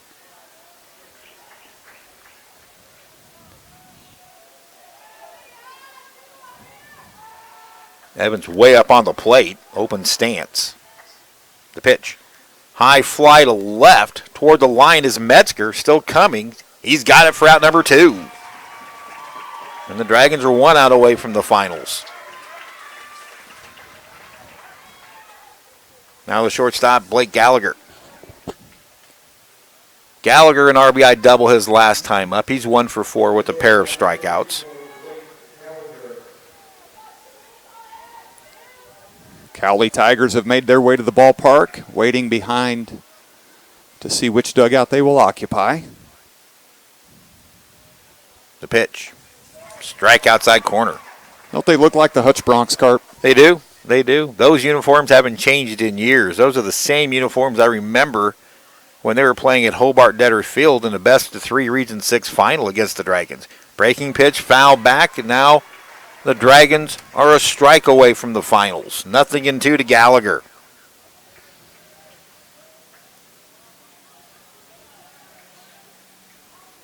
I hope Matt doesn't try to nibble here. Just go after him. Go after him, exactly.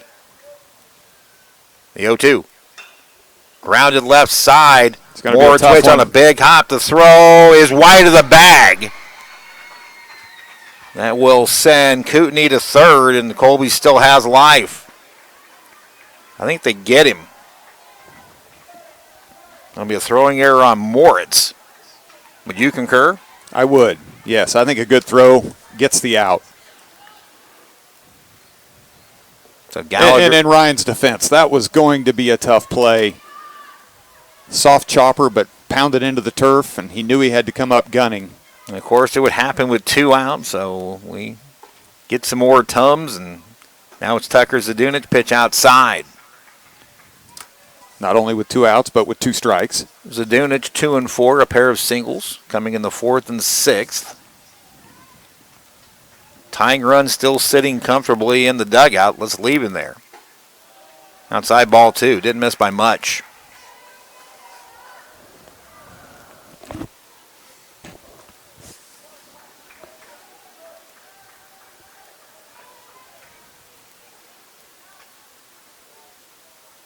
Hopkins pitch.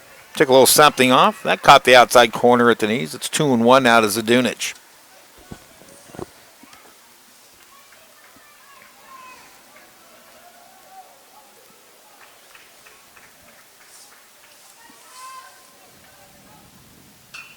Inside out swings, hit down the left field line, but it's going to hook foul out of play. And once again, the Trojans down to their final strike. A leadoff walk to Kootenai. A foul out on a great catch by Moritz off the bat of Tilley. Evans flew out to left, and then Gallagher reached on a throwing error by Moritz. Here's the pitch. Low in the dirt, full count. McGuire couldn't find it for a moment, but he recovers. Now we're due a payoff pitch to Tucker Zadunich.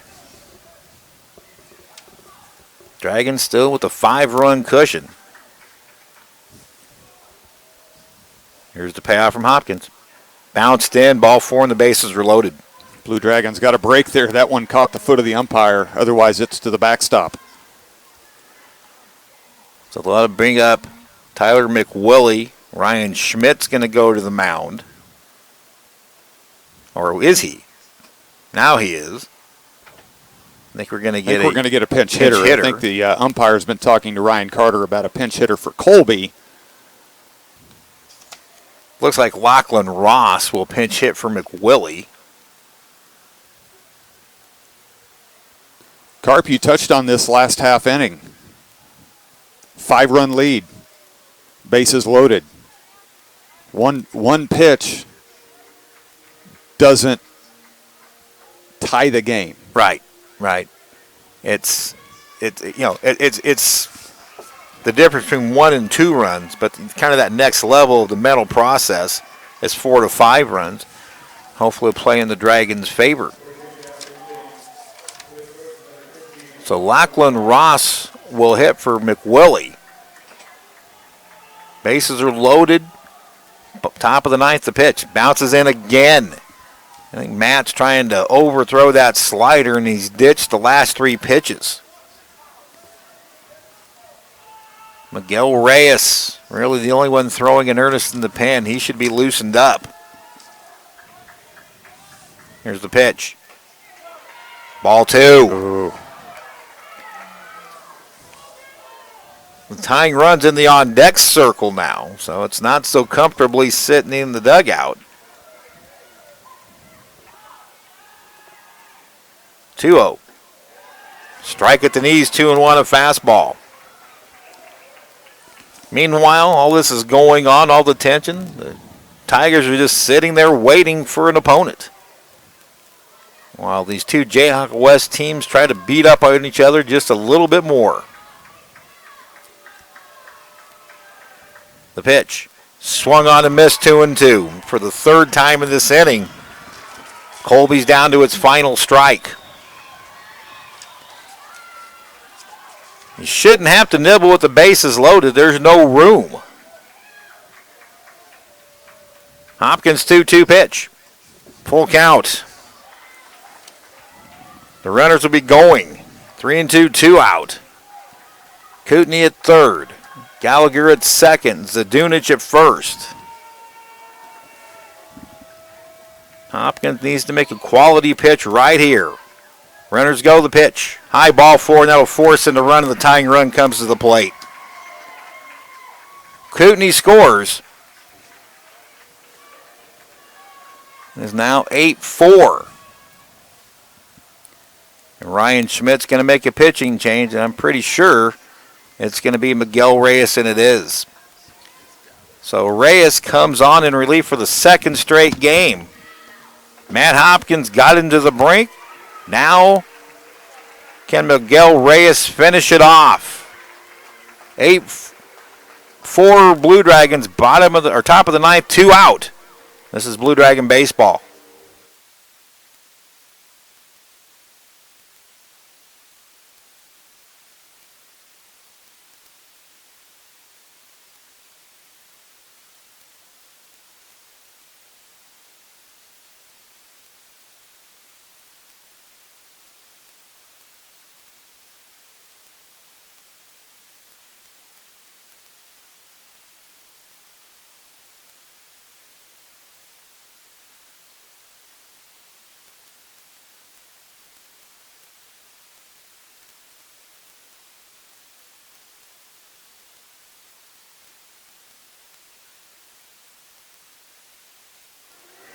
Sophomore Miguel Reyes goes after his first career save.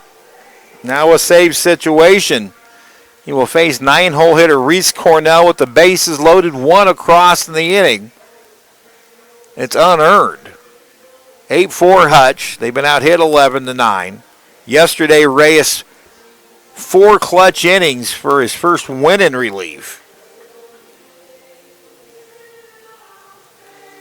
Miguel 4-3 with a 5.03 ERA, 16th appearance, 2nd straight out of the pen.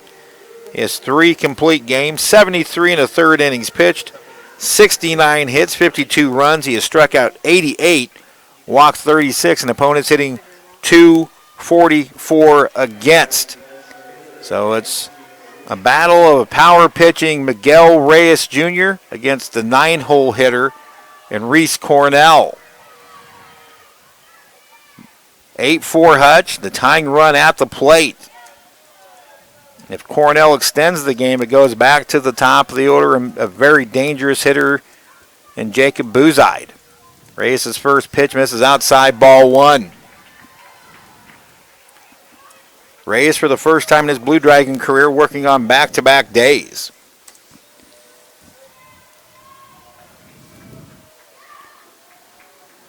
Reyes will work out of the windup, the pitch. Swing and a miss. That was the fastball. Reyes, a fastball slider pitcher, will throw an occasional changeup, but his out pitch is the slider. 1-1 the count to Cornell. The big righty kicks and fires. That one goes back to the screen, but comes all the way back to Max Davis, and there's no advancement.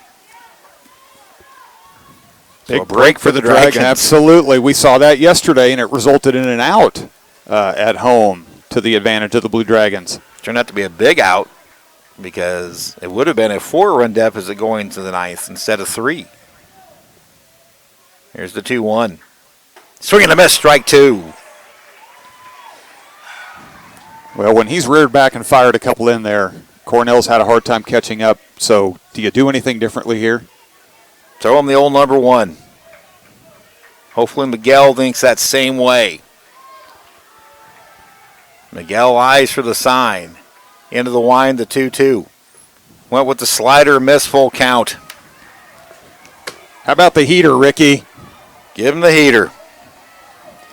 If I'm Ryan Schmidt, I am looking right at Miguel Reyes, telling him that exact thing. 3-2, 2 out. The runners will be going on the pitch. Look at first, Carp. Baxley tried to sneak in. Reyes was pitching out of the windup. He had to make sure he stepped off with the right foot, or that would have been a balk. Ross was approaching halfway to second with his lead. The runners go, the pitch. Struck him out, and the Dragons are headed to the finals. Miguel Reyes Jr. gets his first career save, striking out Reese Cornell. The Trojans are going to strand 14 in the game, but the Blue Dragons get win number 44, and they're headed to the finals to play the Colby Trojans. That game will be in about 30 minutes. Callie's going to have to take maybe a little bit longer. We'll get an official start time shortly. But the Dragons get the win. They defeat Colby 8-4, and they move on to the Region 6 championship game for the first time since 2010. So again, still waiting on a first pitch. We'll have it after the break. Dragons defeat Colby 8-4 and are headed to the finals. This is Blue Dragon Baseball.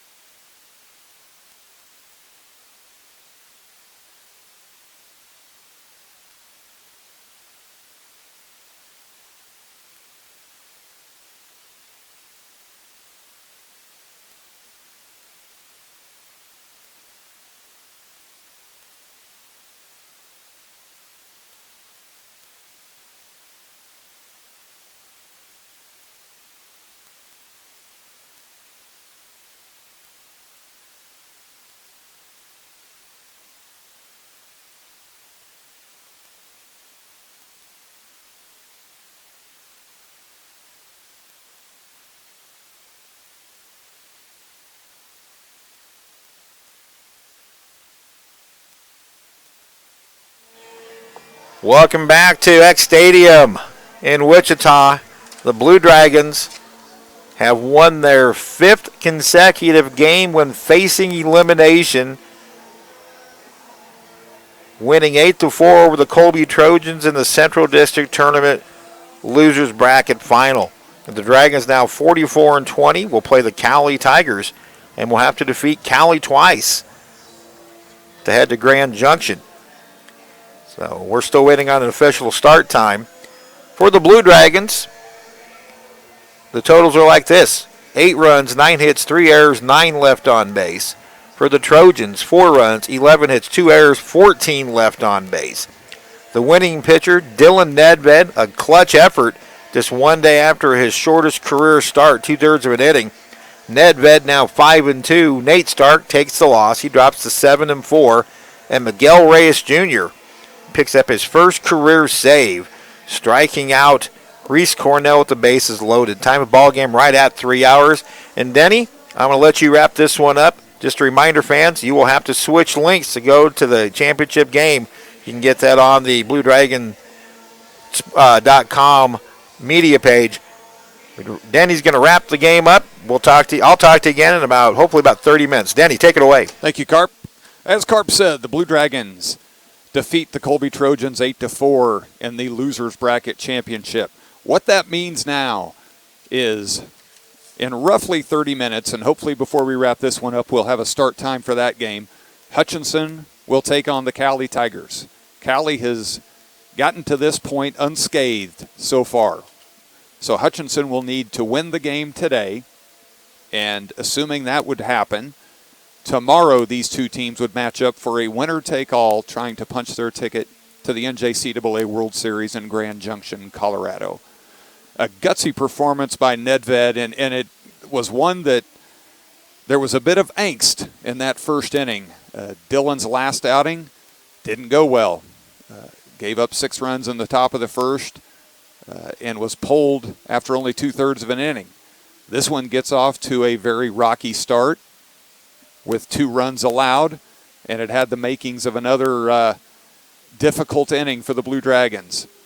But he had some huge strikeouts in that inning to get out of it, and then really settled in and kept the Colby bats at bay. Colby made it interesting a little bit later when they got a pair in the bottom of the 7th. But Hutchinson held on and took this one by a score of 8-4.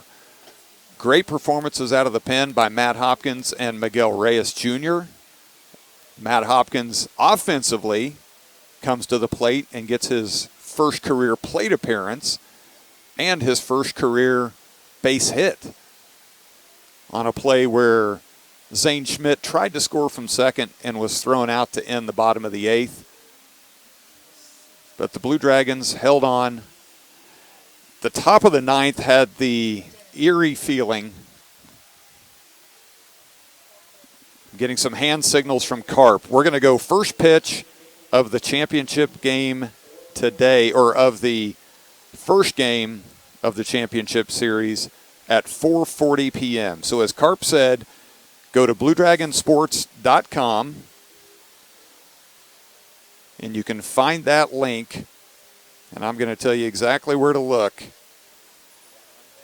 at BlueDragonSports.com. Under audio, video, broadcast schedule. Carp's going to have that link posted. BlueDragonSports.com, audio, video, broadcast schedule. We'll also tweet that and put that out on Facebook as soon as we get it set up. But at 4:40 p.m., we'll have first pitch. Blue Dragons will be the home team, Cali the guest. Back to the top of the 9th of this one. Hutchinson had the 8-4 lead. Cali loaded the bases. Well, they had an 8-3 lead going into the top of the 9th. Cali loaded the bases. Hutch walked in a run, made it 8-4. That brings the tying run to the plate. Pucker factors elevate a little bit. Miguel Reyes comes in out of the pen, gets a huge strikeout, his first career save, but closes it out. And Hutch moves on and now are part of the final 2 in this Region 6 championship. For Steve Carpenter, this is Denny Steckline. Thank you for joining us on the Blue Dragon Sports Network. You know, it's 35, 40 minutes to game time, folks. If you're over in Hutch, it's not that long a drive. Jump in your car. Come on over and see us. Eck Stadium on the campus of Wichita State University. The Blue Dragons would love to see even greater fan support cheering them on. We'll be back with you at 4:40. For Steve Carpenter, Denny Steckline signing off. Thanks for joining us. We'll talk to you in about a half hour.